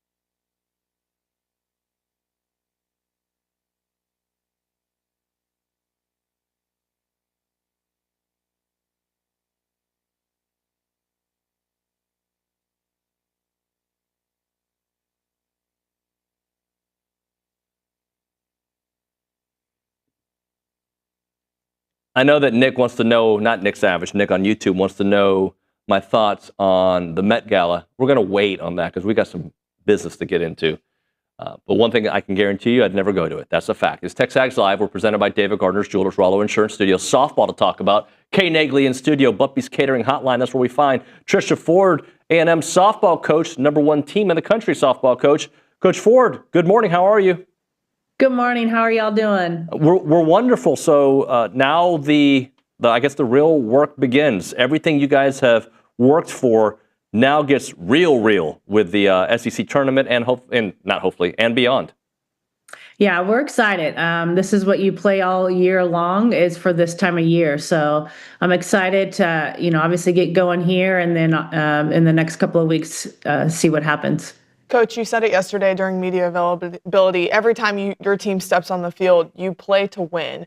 Just how big do you feel like that series finale win, the run roll over Tennessee was in Knoxville? I think it was huge, honestly. Tennessee is a very good ball club, and I was just really impressed with our ability to come out and strike first and then to keep striking, and then we had the rain delay and it went into the next day. That takes a lot of concentration and focus, and I was really impressed with how Lefty handled that whole delay. Coach Ford, it's very likely, and I think you even mentioned this yesterday, that a team you play in the SEC tournament could be you or somebody else that wins a national championship, right? Like the SEC is that stacked that you could see a team that actually maybe loses early in this tournament and wins it all. Absolutely. I think this year, more than ever, this conference is tough. I mean, brutal, to be honest with you. The strong survive. So I think, these are just great opportunities for us to face top lineups and for our hitters to face top arms. And all this is doing is, sharpening our skills. We always say that, saying iron sharpens iron. And that's really what the SEC has been about this year. So I look forward I love to compete. So anytime that we can get on the field and try to kick somebody's butt, it's a good day for me. You said all along, even at the beginning of the season, the plan this year was to try to utilize Emily Kennedy a little bit less than you have in previous years. Her innings are down in this past regular season, and you were hoping she would hit her stride at the right time. Do you feel like she's doing that right now? I do. I feel like we're in a really good spot. She's in a really good headspace. We have talked before. She was a little banged up earlier on in this year, and that's starting to heal and be in a good spot. So I think for us, whenever she's on the mound, we know we have a shot, and I think offensively, we just have shown the propensity to be able to beat you in a lot of different ways. I mean, Kelsey Mathis this weekend gets a start, hits a home run, a no doubter. It's just a lot of fun to coach these kids. Coach, for a team that is so loaded, how important is it, especially at this time of year, to be as deep as you all are? Yeah, I think it's huge. I think, we talked at the beginning of the year that we were going to look a little different. Our home run balls, I didn't imagine them being as high as they were last year. We lost a lot of long ball hitters, but I felt like we were more athletic. And I think our athleticism is what has led us to this point. Our ability to short game, our ability to put pressure in the base pass. We have way more depth in the circle this year. So I think all of that combined is really why we are where we're at today. And then obviously going through what we went through last year, we might have talked a little bit about 4 outs away from going to the World Series about 300 million times this year, So I think you have to go through it before you understand it. And luckily for us, we've grown from it. Continuing to talk about Lefty, she was drafted over the weekend to the Bandits. Were you able to take in that show and watch her get drafted? Yeah, I did. We got home a little bit earlier, and I did some mom things and hung out with my family, and we were able to watch it. And just really so happy, proud, all the things for her to be one of only 12 college athletes to be drafted into this new pro league. I think just says a lot about who she is and everything that she has done for our program. Talk a little bit about the honor that you got selected to the U.S. Women's National Team coaching pool. What does it mean to you, and what can it potentially mean for Texas A&M? Yeah, for first and foremost, anytime you get an opportunity to represent our great nation, our country, it's such an honor. Those that know me know that I bleed red, white, and blue. I think we live in one of the best, country. And anytime that you get to hear our national anthem at the end of a tournament, it brings tears to my eyes. There's just a different level of pride. I think for me, selfishly, I'm going to learn a lot, right? And I'm going to be able to bring those skills back to A&M, being able to, that coaching staff, there's, two phenomenal pitching minds and Jen Rocha and John Bartfelt, obviously, and being around Patty, who has won multiple national championships. So I think it's great for Texas A&M because we're going to be able to get on that national stage. I'm going to be able to learn and bring those tools back home. Talking about the pitching staff outside of Kennedy, just how is Sydney Peters progressing? And then two, just how do you see your pitching staff being utilized this upcoming week? Yeah, I'm excited about Peters. We are progressing very quickly here. Not sure that this weekend we'll be able to get her back, but for sure moving forward. So she's doing good. Her ball looks great. It's pretty, it's dynamic. I'm really happy with what our other staff members have been able to do to this point in time without Peters in the available, I guess would be a better way of saying it. So, Kate Munnerlin had a great outing last weekend. I thought she, has moments of where you can really see how she's going to help us, and we need her to help us. We haven't seen Grace Sparks maybe as much, but she's working hard. She threw some live this past week, looked really good. And then we have obviously Emily Levitt and Sydney Lessentine. So we have a lot of different looks, and it's just, us being able to hone in and be able to execute our pitches. Our pitches are moving. We just got to keep them out of the middle part of the plate. It's a very simple concept, but hard to do. But, I look forward to getting their arms, getting them some innings this week, especially here at the conference tournament, and getting us ready for postseason. Coach Ford, your team has been so resilient on the road, a remarkable run. Why do you think you play so well away from home? Funny that you say this because I had a couple players come up to my office. It's been a couple weeks now, and we started talking about it. And they're like, Coach, on the road, there's no distractions. It's just us against the enemy. And when you think about it, it makes a lot of sense. Obviously we enjoy playing in front of the 12th man. The 12th man has been electric this year.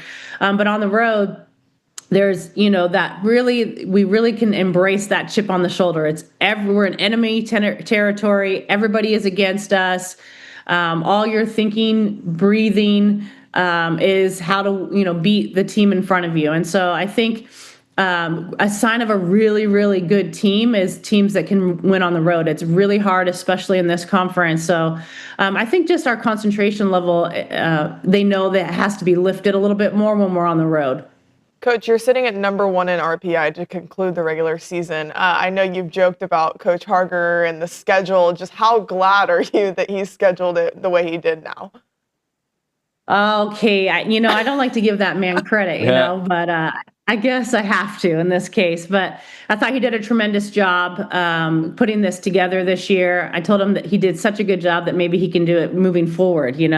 That's one of the bad things when you do something really well. You're like, well, you're so good at it. Now you get to do it. So, but I think he did a great job of balancing really, really hard teams and then teams that we should have taken care of, and we did. And this is actually my first year where we didn't have any bad losses. I thought we just did a tremendous job of making sure that we went out and competed day in and day out. Talking to Coach Ford here on TexAgs Live, just this season has had some curveballs thrown your way. Just talk to me about, and you guys have passed all these tests, just talk to me about the mindset beyond being at the SEC tournament of just how whatever challenge comes, this group feels like they can work their way through it. Yeah, we've joked about it here on your all show, just that they don't stress about anything. And I said, well, you're going to pay for my hair appointments, but my gray hairs are coming in. But I think they understand that they are prepared, and they are really, I guess the word would be confident in their preparation. They know that they get worked hard at practice. They understand kind of the schematics that we're going to face and what the arms are going to do. And I always say preparation is a sign of confidence, right? And so your preparation is what gives you that confidence in the box, that confidence in the circle, the confidence, defensively, the confidence coming off of the bench, Kelsey Mathis, and doing what she did this past weekend. So, I think that they understand that there's a multitude of ways that they can win, and there's a multitude of ways for them to compete. And they're never out of anything. And I think they've shown that all year long of coming back and, fighting back and, starting, a game off with a 3-run lead and then losing the 3-run lead. And then the last inning coming back and just keeping on punching. And these are just great life skills for these ladies to learn, is that you're never out of anything if you really put your mind to it. I can't believe we have gone this long without mentioning Maya Perez. She hit 449 in the regular season. Absolutely ridiculous. When y'all recruited her to A&M, is this the Maya Perez that you envisioned? It absolutely 100% is. We knew that this is Maya Perez. She has been this person her whole entire life, her whole entire career. We have seen, hundreds and hundreds of games in her youth career of Maya hitting against anybody and everybody. She has always been that person. And, last year was just a year for her to kind of adjust and figure things out. And I'm just really proud of her, of her ability to put the work in, understand that she needed to do some things differently, and she did. And then this year has really paid off. So my money is always on Maya, and I'm just really excited that everybody else gets to see that now. Coach Ford, we appreciate your time. Thanks so much. Good luck, and we'll talk to you next week. All right. See you guys. See ya. Trisha Ford here on TexAgs Live. And again, one of the not only bright spots, just somebody that just, when she comes on this show, I feel better, right? Yeah, just. She's very reassuring. Yeah, she is, but there's like an intensity to her. There's this nice intensity. Yeah. All the players call her like a mama bear. Yeah. And I'm like, yeah. it adds She's up. so nice, but like somebody you don't want to trifle with. No. It's a good word. Trifle is a good word. You don't want to mess with her. Hey, before we hit a break, that question was, what do I think about the Met? Is it gala or gala? The Met Gala. Your hot takes. Here's my. Did you see Bad Bunny? I did. It was ridiculous. He looked stupid. Okay, like I love his music, but like don't dress like that, bro. Here's my thought on it.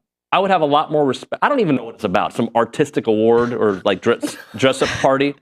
Like call it a costume contest, and I'd have more respect. It's not fashion. There's themes every year. So it's like it literally is a Halloween party. Call it a costume party. If it's fashion, nobody in their right mind. Okay. You would not go to a wedding dressed like one of these fools. No. You wouldn't go to church dressed like one of these fools. Where are they going to wear these outfits? Nowhere, because it's ridiculous. You wouldn't go to Disney World dressed like this. You wouldn't go to Comic-Con or whatever, right? Like, no. It's just, look at me. It's hot take world. They're celebrities, of course. Hello? You're a local celebrity. You're not dressing like a weirdo. Nuño. You know? Nick Savage, have you seen this guy at HEB? They stop him. My point is, you don't have to dress like an idiot. Like, you get enough attention for your music. Yeah. Why? Like, oh, look, I'm going to shave my head a certain way and wear like a cardboard box and put an eye patch on. Look at fashion. It's not fashion. In fact, it angers me. I'm so glad we brought this up.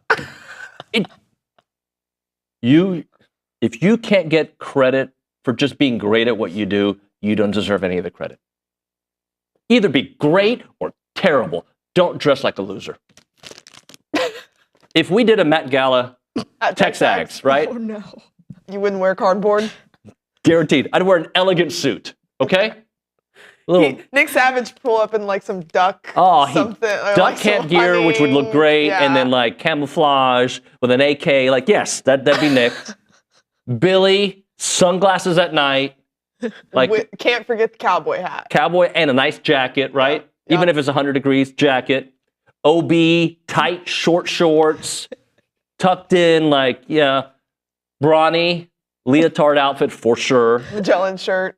Magellan leotard. Yeah. Yes, no doubt. Who am I missing? Luke Evangelist. Richard, Dodgers head to toe, right? Luke would be dressed like in an oversized shirt. The guy from Deadpool with the mustache. You guys probably don't know what I'm talking about, do you? No. Just Google guy with mustache on Deadpool. All right. Anyway, he becomes a superhero. Let's talk about this. Sorry, I just wasted your time. That's what happens. Career opportunities at the Association of Former Students. One thing you don't do is when you apply for a job there and go to your interview, dress up like the Met Gala people. That you will not get the job. I can guarantee you that Randy and Porter and the whole gang are like, nope, next. Unless you're really qualified, by the way. If you're very qualified and want to move to College Station, Bryan, wherever in the Brazos Valley, and you dress like that, that's fine. Just send them your resume, make sure it's up to speed because they're looking to hire people in many different departments, fundraising, sales, marketing, communications. They are the premier alumni association and the oldest organization supporting A&M and support of that Aggie network. They play a part in every Aggie story from Howdy to here. Don't miss opportunities to help out with Howdy socials, Aggie Reading Day, class reunions, and everything in between. Join a team that exemplifies those Aggie core values of excellence, integrity, leadership, loyalty, respect, and selfless service, all in support of that worldwide Aggie network. So if you're interested in joining the team or sharing with someone who would be a great fit, please visit tx.ag/association jobs to apply and get more information on each position. It is the Association of Former Students.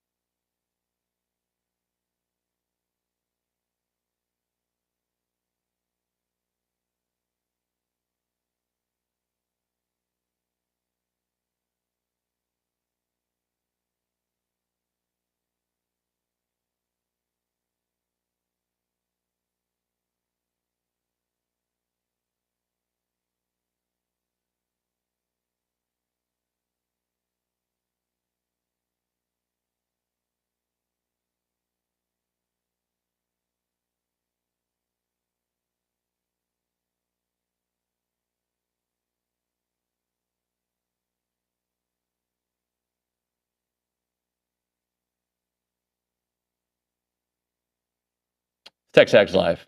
This is where I talk sports for 45 seconds before we hit a break, and people are like, it's always commercials. We went long. You guys needed to know about the Met Gala, so I gave it to you. Anywho, 10 o'clock hour. recruiting country. Send your questions. I want to hear questions regarding recruiting so I can ask Ryan Brauninger. And then some of the questions I ask him, he'll be like, I'm not answering that. I love when that happens on the show, live and in person. You should text that number to that question to 979-693-1150. You can also do that on the YouTube page.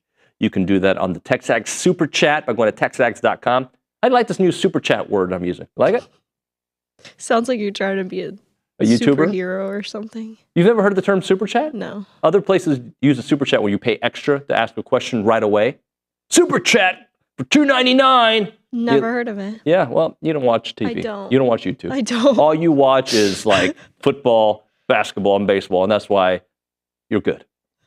Thanks. She smiled and rolled her eyes all at the same time. When we come back, Bronathan James here on TexAgs Live.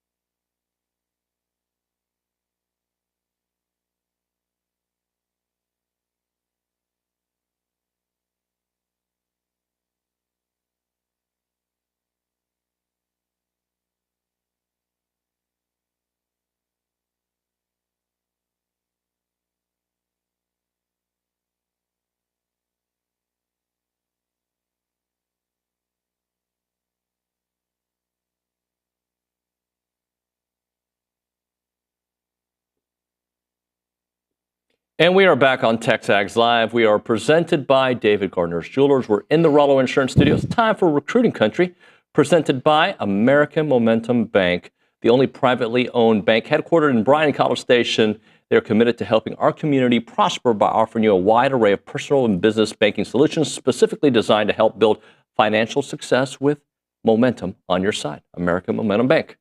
Hello, Ryan Good morning. Brauninger. How are you? What's going on with you? A lot going on. You kind of got some scruff going on. I got a little scruff. Yeah, I get older when I put scruff. I get old. I just, I didn't know if you were in a hurry this morning or what. Oh, because of the messy hair too? No, who said anything about that? But I could tell. I could tell where you were going. I never said anything about messy hair. Has that been a topic of conversation Not this once. morning? No, but the way you looked at me, you did this. It was an up and down. I was looking up and down like Jordan's match. Everything else looks good, but you just a little scruff. Philadelphia. Yeah. And you're self-conscious about your hair. I'm not self-conscious about it. Well, you're the one that brought it up. I just know I change my hair like 3 times a week. Some days I do a little part. Some days messy. You could do the Desi Arnaz. I have done the Desi. I'm like in the last week or 2, right? Haven't I? Like the hard you don't know who that is. part? Ricky Ricardo? No? I don't know what that is. Lucy? I'm home? No. She's way too. You probably have no idea what I Love Lucy is, right? I've heard of that. Okay. I mean, if He you was lived the in this husband. country, He was the husband, and he's a Cuban, native Cuban. wore a great suit all the time. Guy could sing. Never seen it. David kind of looks like Julio Iglesias. Oh, or the son. Enrique, yeah. Who, great resume. of music. You big hero. I can be your hero. Oh, that baby. song is great. You sing that to your wife? She sings it to me. Oh, wow. Well, we need to have, there has to be a go hour. In the summer, we're always looking for content, especially late in the summer. There needs to be one go hour this summer where your wife and Olin's wife come sit next to y'all for an hour. That'll work. Yeah. And probably y'all wouldn't even have to say anything, and you could just let Irma and Olin go. Elizabeth would be like, all the things you guys make fun of me, she would join in on. Well, good. Then she needs to come up here. Yeah. She's, he won't eat certain things at night that I make, and wow, his closet, he's got like everything organized in a certain color. Like, yeah, it bugs her. It's a problem. I don't think that's all that weird. No, my closet, even though I don't wear many different things, is somewhat color coded. Yeah, it's a very limited selection, but it is like sorted by color. I like my blue suits here, my black, my grays. Not that I have that many anymore. My white shirts, my polos are in one section, collared shirts. I got my dress shirts. Where do you keep like the outfits that you try out in? That I try out in? Like if you have to go to like a cheerleader tryout or a soccer tryout, do you have like, are they separated by sports? Believe it or not, I have a section for my triathlon gear. I have a section for my jiu-jitsu. I do section. I've got a backpack for. Can you tell me something? People are going to get so upset. We're not going to talk. We're not talking recruiting. Let me tell you something. If you're waiting for recruiting talk, there's not much going on until June 1st. We'll get send your questions. But there's just not a lot going on right now. The coaches are on the road. Mm-hmm. But I do have a question. Okay? I got an answer for you, I hope. There's a guy at the gym yesterday wearing a Texas A&M judo. What is the difference between judo, jiu-jitsu, aikido? Yeah. They're all different forms of martial arts. They're just different forms. But if you know jiu-jitsu, how do you stack up against a guy that knows judo the same level that you know jiu-jitsu? What kind of battle is that? I believe the jiu-jitsu warrior will always win. I do. No shot. I mean, I think I know. Hold on, Nick, what if the judo warrior drinks a white monster before he takes on David? He'll have a heart attack in the ring and die. So this is a fact. Go look at the early days of the UFC. Who won? Every time. So Hoist Gracie at 180 pounds against 385-pound men. But then what happened? Because now jiu-jitsu, what happened is everybody's got a stand-up game and a ground game. That's what my question was. Like, what about Muay Thai? Muay Thai. I do Muay Thai twice a week. Do you really? Uh-huh. Well, kickboxing, yeah. So what is, if you had to, so you and I'm terrible at everything, by the way. Jiu-jitsu is the superior practice to all those. In my uneducated opinion, yes, based on history. But again, not based on bias. And based on bias. Okay. Yeah, and both. I believe it just because if you get somebody to the ground and they don't know what to do, you'll put them like a pretzel. I get it. There's different styles of hitting, right? Like baseball, different styles of hitting. I think some are better than others, but I don't think that there's a one standard, this style is always better for every human being than these other styles. I think the UFC, the best thing that they did was they not only popularized jiu-jitsu, but now they have made it to where everybody has it really became, I've got a little bit of ground game, a little bit of stand-up game. I can do Muay Thai in this situation. I think that what is is the Krav beauty. Maga? I don't even know how to explain it. It's I know the Palestinian military used it or something I don't know. Maybe it's not Palestine. Now we can get on. I don't know. It's Nice Israeli job. police. Sorry. Nice job. Yeah, Right. I've ruined that one. Go ahead. Ask me about recruiting now. Summer camps. Yeah. Official visits next. Summer football camps. Not any of the camps that you were just talking about. Craft camp. Don't crafts. know what. Crafts. Arts and crafts. Yeah. By the way, I love your outfit today. Duck camp. You're fit. It's my first time I've been able to wear my duck camp gear. Not because I'm skinny by any means, but I'm just less fat than I used to be. Yeah. So now that I'm less fat, I can wear it. I believe I have one just like that. It's a little darker tint. It's my favorite. It's beautiful. It's my favorite thing they make. Summer football camps start June 1st, and I think that will be not only summer football camps, but official visits start coinciding with that early June. I think June 7th is the first official visit weekend. Jason Howell's probably listening, will text me and tell me I'm wrong. When baseball gets going like this, it's all my dates run together because I'm trying to balance when are potential regionals, when are potential super regionals, what's going on at A&M. Mm-hmm. It all kind of runs together. But those football camps, we know they've been really important going back to the Jimbo Fisher years. Mike Elko did a phenomenal job in his first summer of getting real talent from across the country to campus. And I also believe that, especially in these first the first week of June, we are going to see names of players like a Jaden Warren, maybe from Iowa Colony, wide receiver that's got an offer, that has put up some impressive times on the track this spring. And A&M's got some receivers committed, but they don't have a guy that take the top off. And this is different than an Ernest Campbell because Jaden Warren made his name as a football player and then started running the track times that everybody went, oh, he can play football and he runs this on the track. Had a super productive season there at Iowa Colony. He's a player that personally, I hope A&M makes a big push for. And I think that when you look at his profile as a receiver and then look at those track numbers and look at some of the games he had against top-tier competition in that Southwest Houston kind of, that sector of Southwest Houston, I really like what he put on tape as a junior, and I think he's poised for a big senior season. And so, names like that who have got offers, and I think the A&M staff is just trying to work through their big board. That's a kid that could come to campus and the coaches go, oh, yeah. This is a guy that we really want. Similarly, there are going to be kids that come in that A&M coaches were maybe a little bit higher on. They come into camp I don't know if he fits what we're looking for. So I'm always super interested over those weeks of camp to see kind of who rises and falls in the eyes of the coaches. And you hate to make full evaluations whenever they're running around in shirts and shorts and not real pads, but they do, it's just another data point, and it's another big data point because it's not the coaches going on the road to these high schools, seeing the kids maybe run around during their period.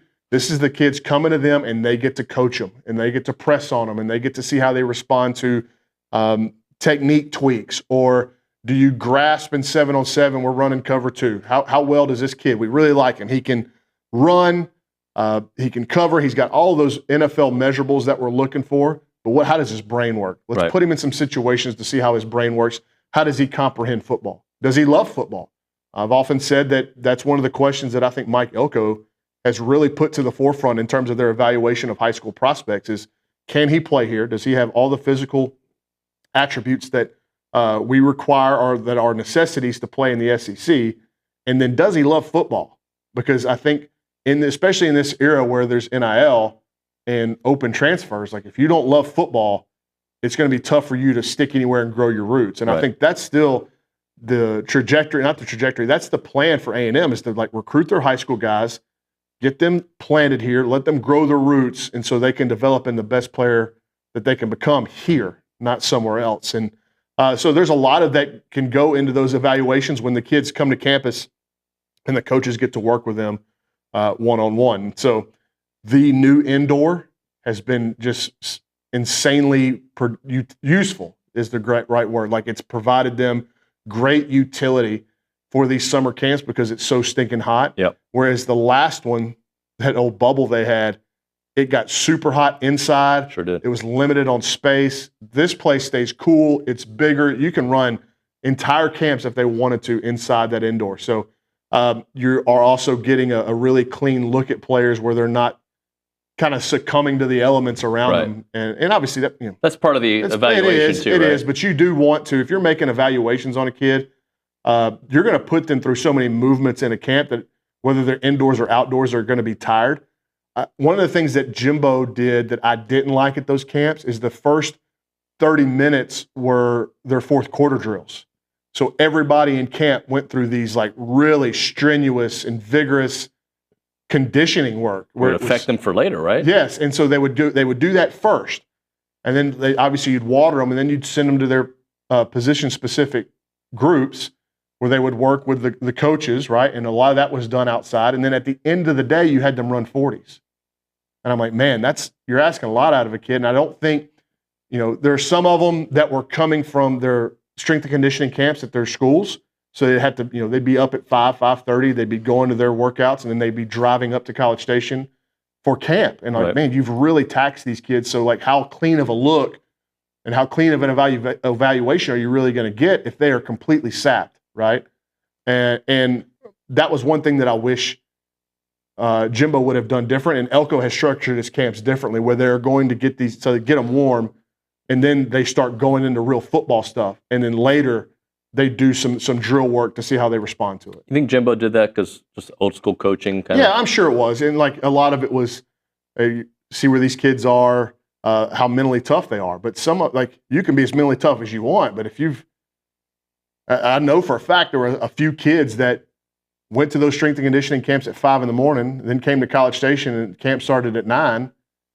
And they're showing up, getting out of the car, and going right back into a workout. Like how much can you really of yourself can you really give? And especially if those camps, like you have one at A&M, then you go to Texas, then you go to Baylor, then you go to Houston. Like they start stacking up, and body just breaks down. You want to go through some of these position groups? Sure, we can. And we started talking about receiver a little bit, right? And mentioned Jaden Warren. They've got Madden Williams and Mike Brown committed. And Aaron Gregory. And Aaron Gregory is going to be a kid that, and we're moving him to a 5-star. He is incredibly good. Might be the best receiver in the country. Like this is a walk-in, play day one type of player. Mm-hmm. And he was slight and skinny about a year ago, but he was showing the athletic gifts. Now he's starting to hold some weight. And I'm telling you what, his off-season tape, when he goes to these 7-on-7 events or he goes to these showcase events, he is just off the charts good. And that's a player that A&M's going to have to fight tooth and nail to hang on to. But he is a game changer at receiver, no question about it. Then you've got Madden Williams and Mike Brown. How many do they go? Do they go to 5 receivers? It'll kind of depend on what you think about your young guys on campus. Whereas you got Mario Craver for at least one more year. Concepcion's going to leave. Ashton Bethel-Roman, you're super high on. Right. Isaiah Williams started to turn a corner. So there's some young talent.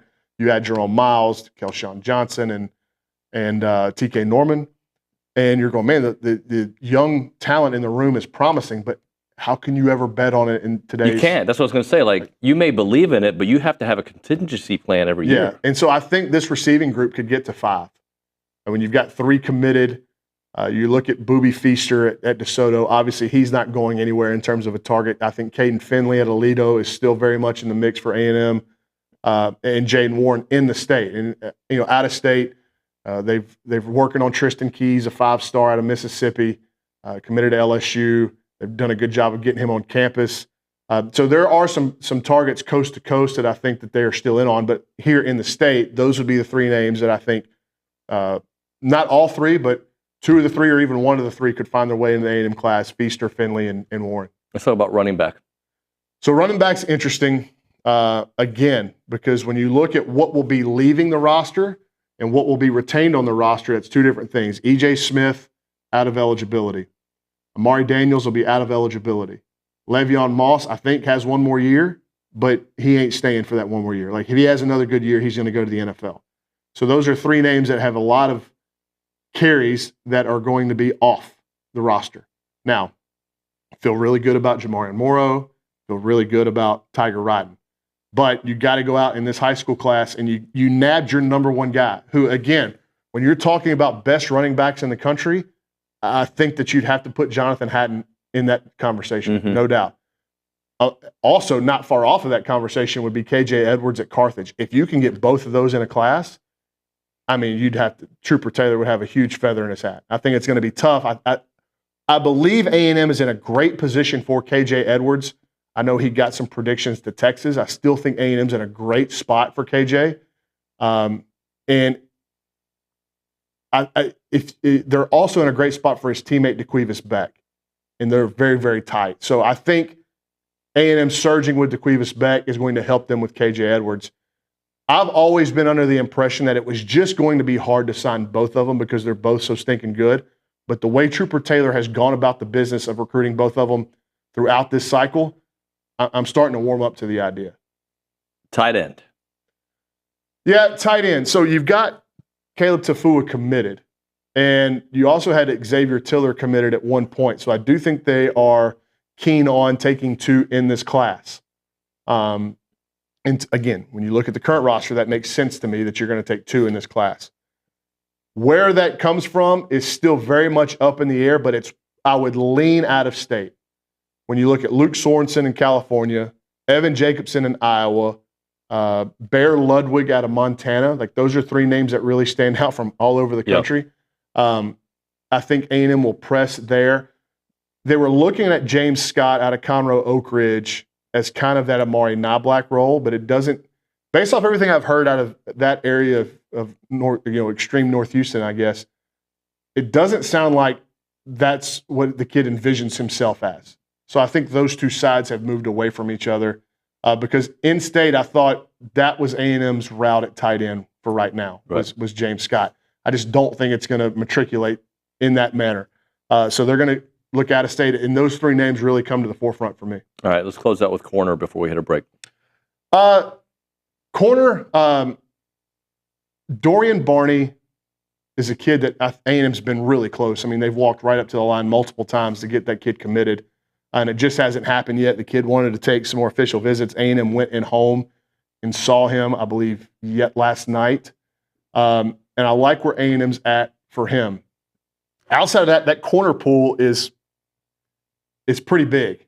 And I think that is a position, I should have said this when we were talking about summer camps, but that is a position where those kids that come in, we could, for camp, some of those kids could really, really help themselves in the eyes of the coaching staff. Yeah.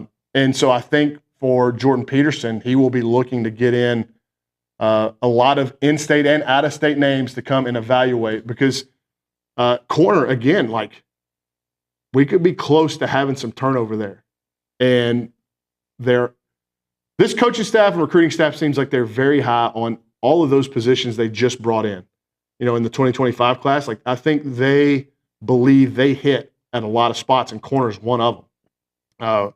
Adonis Curry, Jamar Bill Goins, Dejan Petaway, they feel like they did a really good job there. But they're going to have to keep stacking that to be successful in this league because of the kind of receivers you go against and the kind of quarterbacks you go against. So corner is probably the most muddy picture to me right now. Brandon Arrington out of California, obviously a 5-star kid that could play wide receiver or corner. You're looking at like Paris Melvin. He's like more of a nickel out of Cy Springs. So those guys, Paris Melvin to me could be a guy that comes to camp and said, oh yeah, we're all in, right? Whereas Brandon Arrington, I don't think his stat, he'd come to camp and have every ball go over his head for touchdowns. And I think A&M still go, okay, but those are elite measurables right there. We're not going to go anywhere on that kid. All right, we'll hit a break. We'll come back. If you have a question, we'll ask Bronny. We'll get into some baseball as well. Caldwell Country Chevrolet time. Highway 21 in Caldwell, online at CaldwellCountryChevrolet.com. In today's fast-paced world, they want to bring you the car buying experience to your fingertips, right? You can go online and just see everything that they have there at Caldwell Country Chevrolet. Browse their constantly updated inventory where amazing deals change month to month. You can find that perfect match, calculate what your trade-in value would be, and even start the financing process all from the comfort of your home or wherever you may be. But they're more than just great deals. They're a proud supporter of Aggie athletics. They've been doing that for a long time.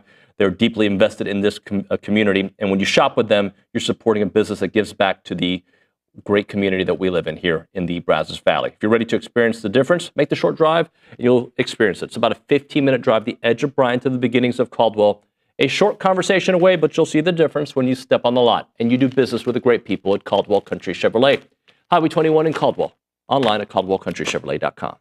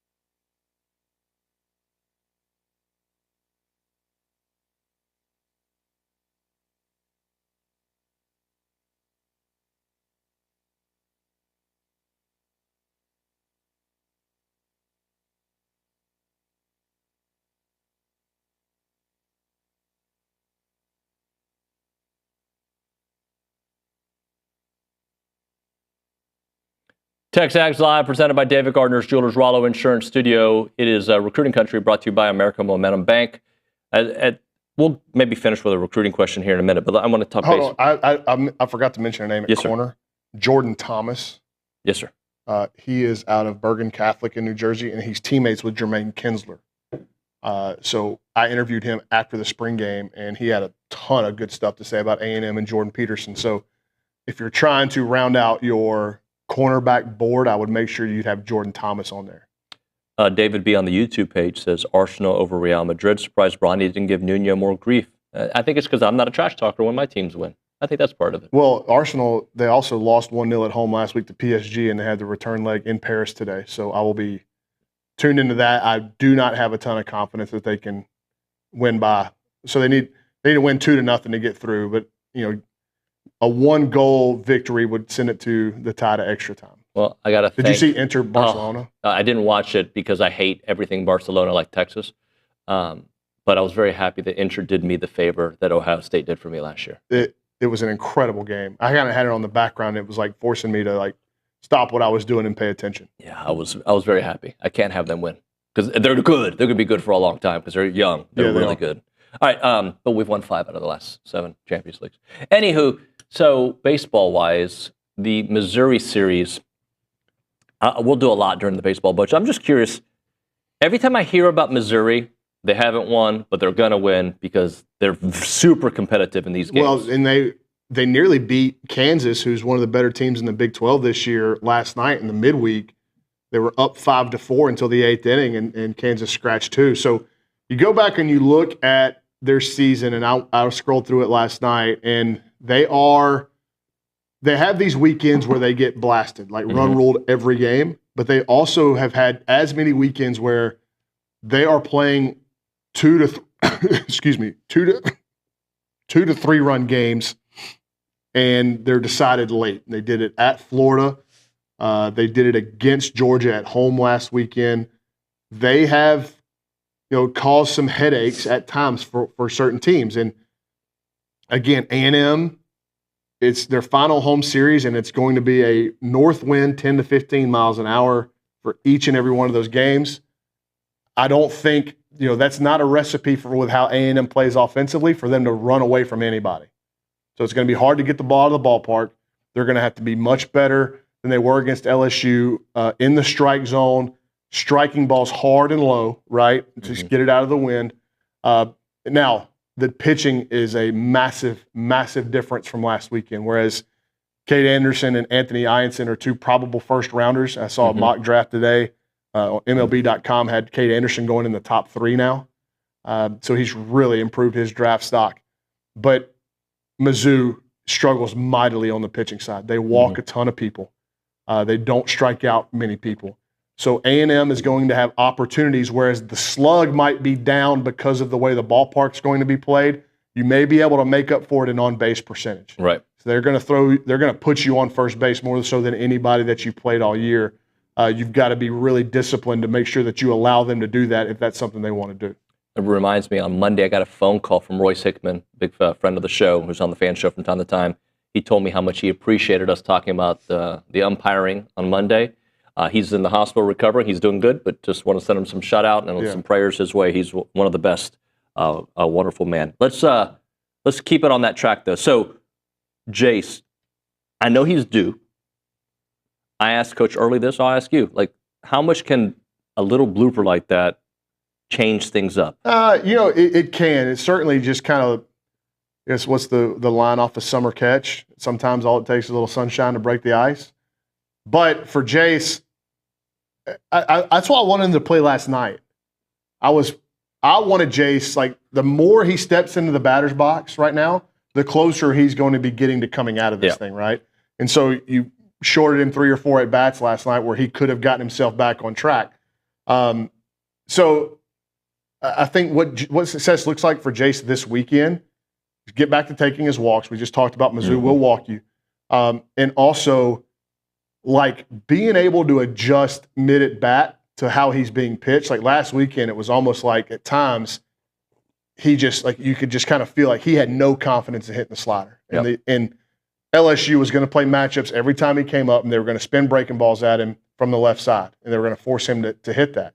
So, maybe one ball, he could even be a line out to left field or left center, I think would do a world of good for Jace, because whereas Mizzou may not have enough, enough in their pitching arsenal to match him up late in games, Georgia will. And when you get into regional, they definitely will. And that's what their game plan will be against Jace. Run lefties at him, make him hit the spinning stuff from a left-hander. So just getting him where he's back on the ball. I know there's some mechanical stuff that I believe he's got to clean up. When you go look at some of his swings, especially that Arkansas week, like if you look how he gets into his swing that week from the side profile and compare it to what happened against Texas and LSU, there's something a little bit off there. Yeah. Like it can be cleaned up and more efficient, no question. So I know that they've been working hard on that and try to get him back to that and get that feel back for him. But it's so funny because even a player that's as talented as Jace, and most talented player we've ever seen come through here, whenever you're struggling, all of the feels that you have, you'll lose them. Right. And so it takes a ton of work just to get the feel back. Now, Jace is an elite athlete, so you're hoping that the feel comes back pretty quickly.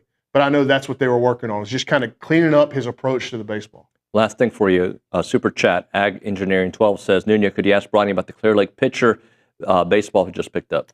Evan Mahaley, yeah. So it's he and I don't know if the other kid has announced, but they're very similar in profile. Okay. But Mahaley is a kid that I've seen on the summer circuit, and it's funky. Like, it's not a traditional left-handed, it doesn't look like Ryan Prager. It doesn't look like Justin Lampkin. It really doesn't even look like Evan Oschenbeck. I can't think of an A&M pitcher that would resemble Mahaley. Like, it's different arm slots, with the highest one maybe being just above his shoulder. Like, he'll go really low, and you don't see that out of left-handers very often. And it's a really unique approach to the plate with a good pitch arsenal and feel to spin the baseball. I like the pickup because you just don't have anybody like that. And I think, as much as you're seeing these other schools match up with A&M when they're on offense late in games, I think this kid would provide you exactly that. Ronnie, thank you. Yep. All right, we'll hit a break. We'll come back with Kendall Rogers, more baseball talk on tap. Right now, Milliken Reserve, a farm-to-table community in College Station. They got homes, they got trails, they got farms, they got wide open spaces. They have a mission to build a healthy community around nature.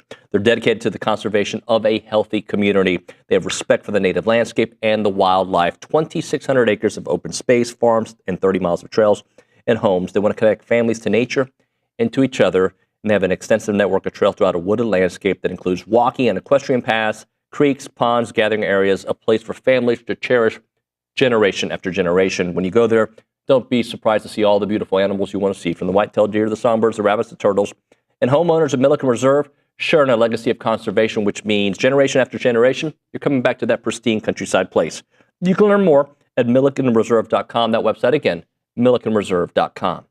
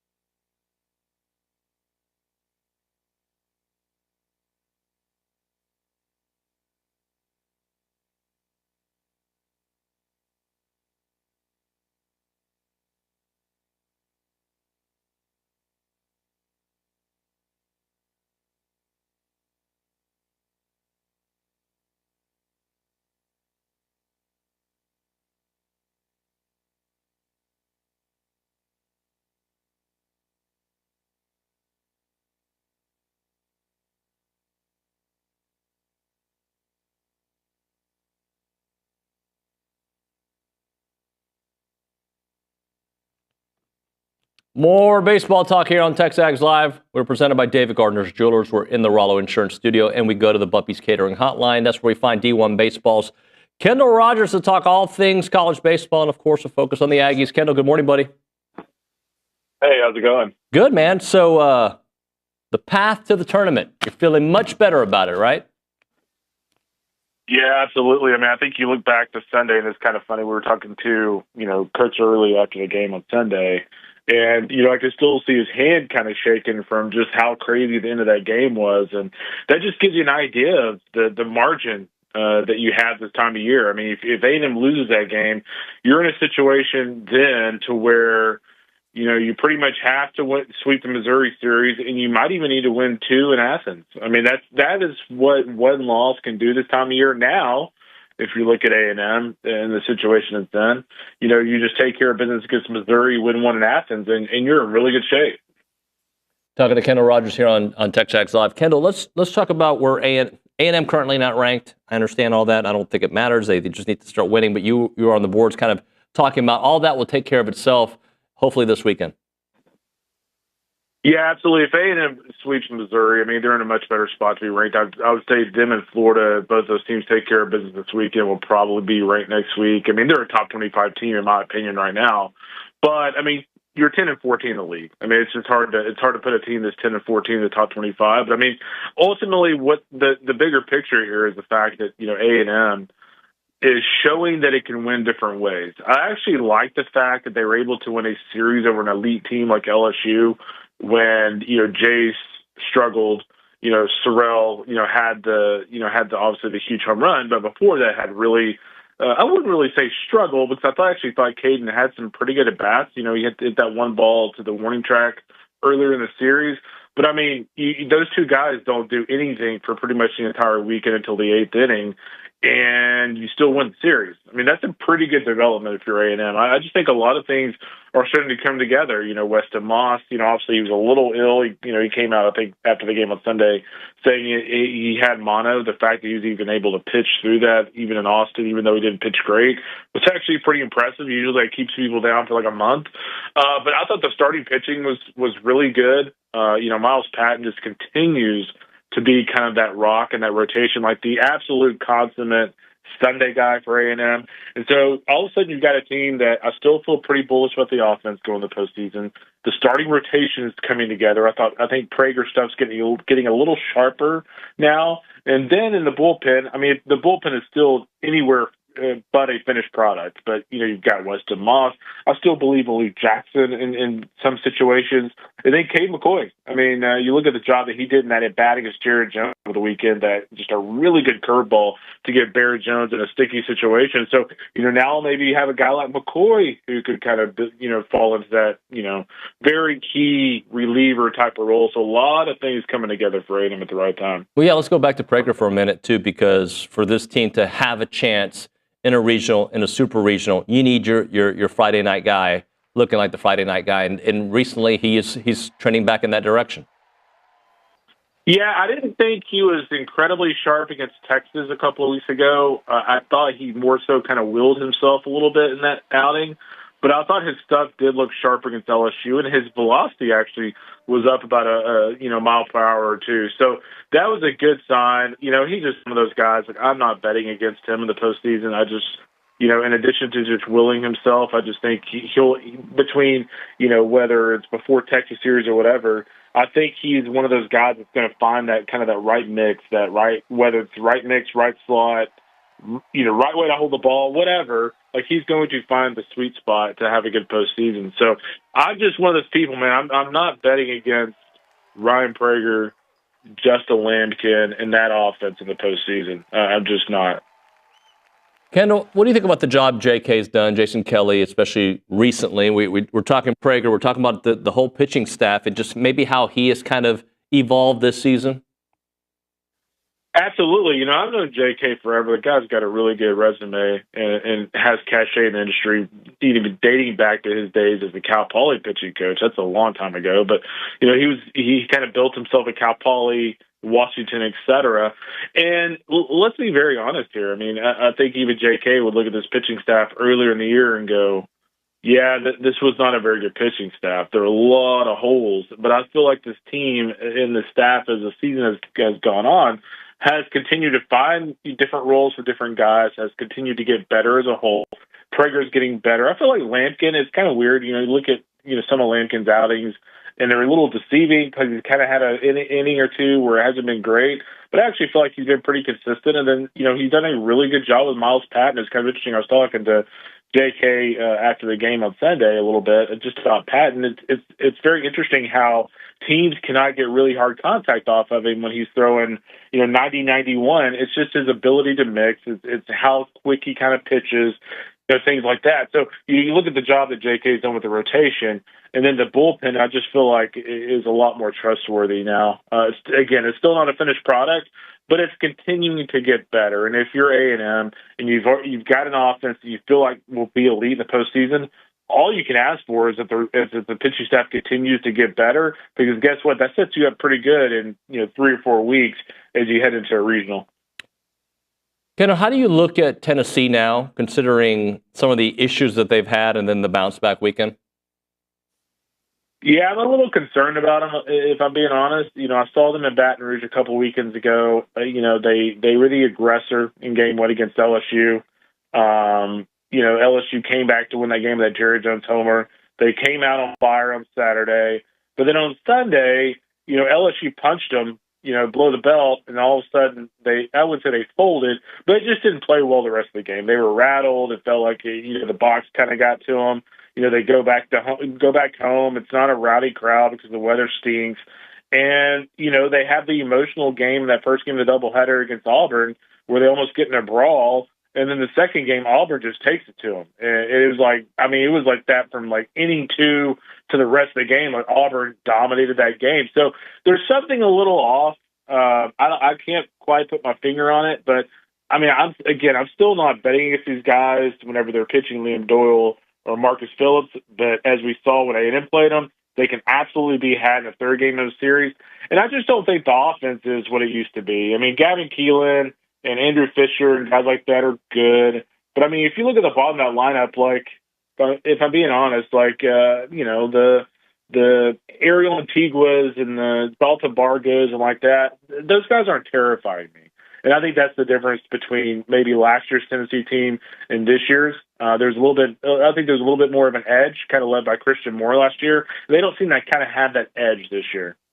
How about Mississippi State's resurgence recently, especially after moving on?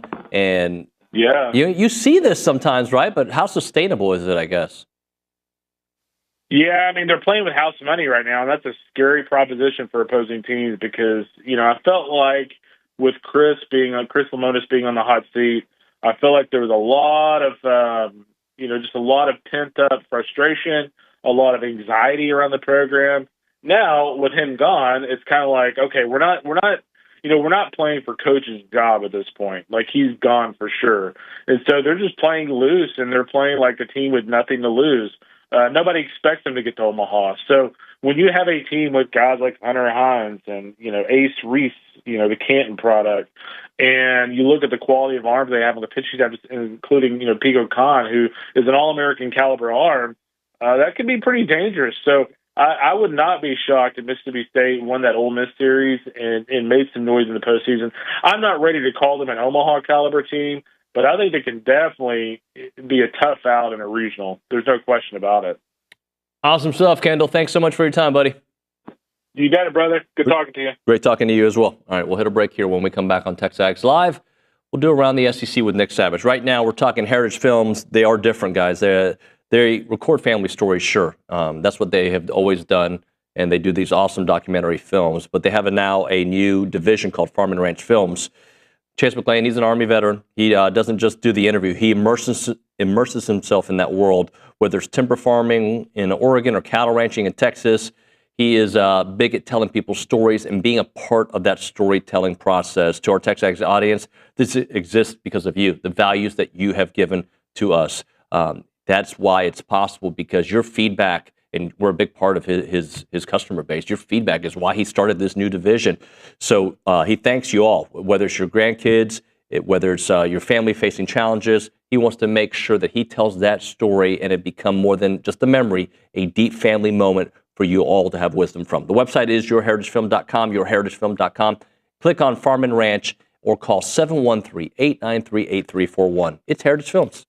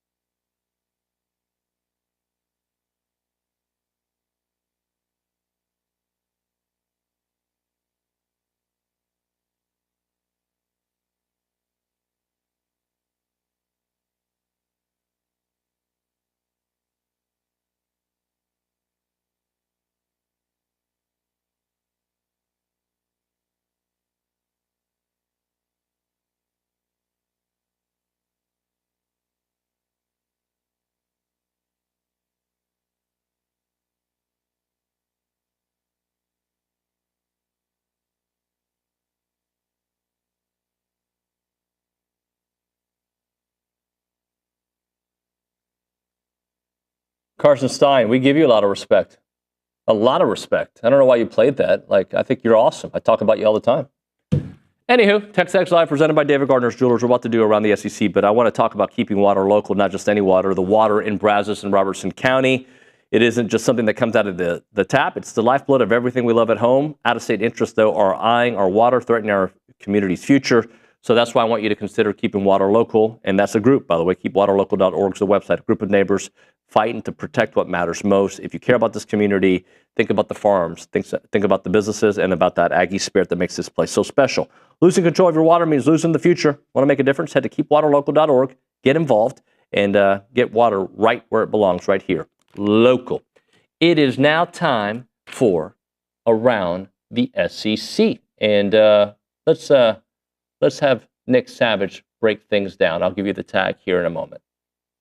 Okay. Well, that was actually a Chip Howard. That was the end of his spot. So okay. So that wasn't.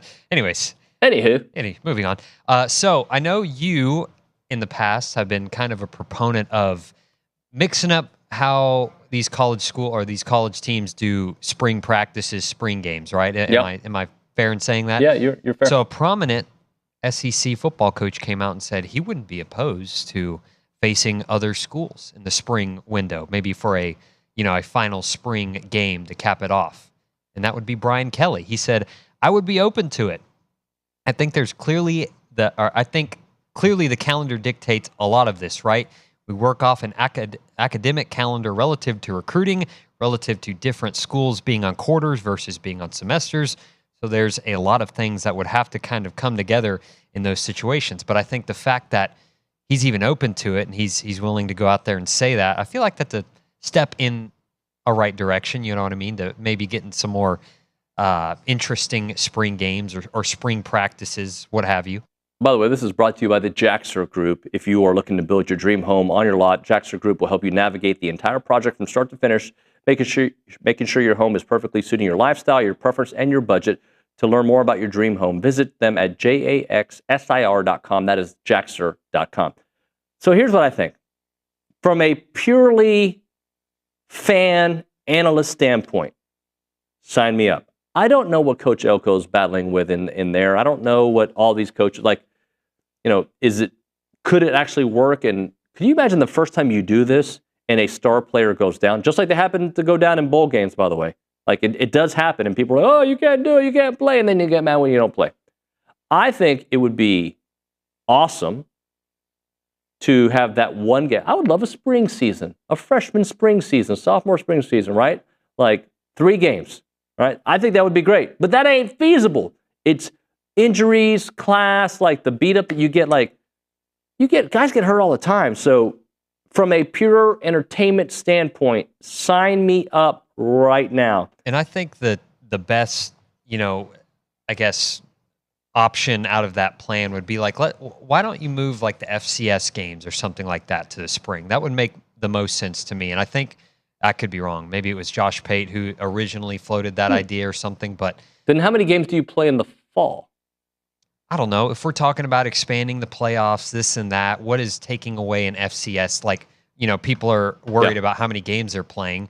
Take away the FCS game that, half the stadium's full and your starters play for a quarter. Like what's that? And move it to the spring. That way you get a full stadium in the spring to watch a scrimmage, But I don't know. I don't hate it. I just don't think it's going to happen, but I don't hate it.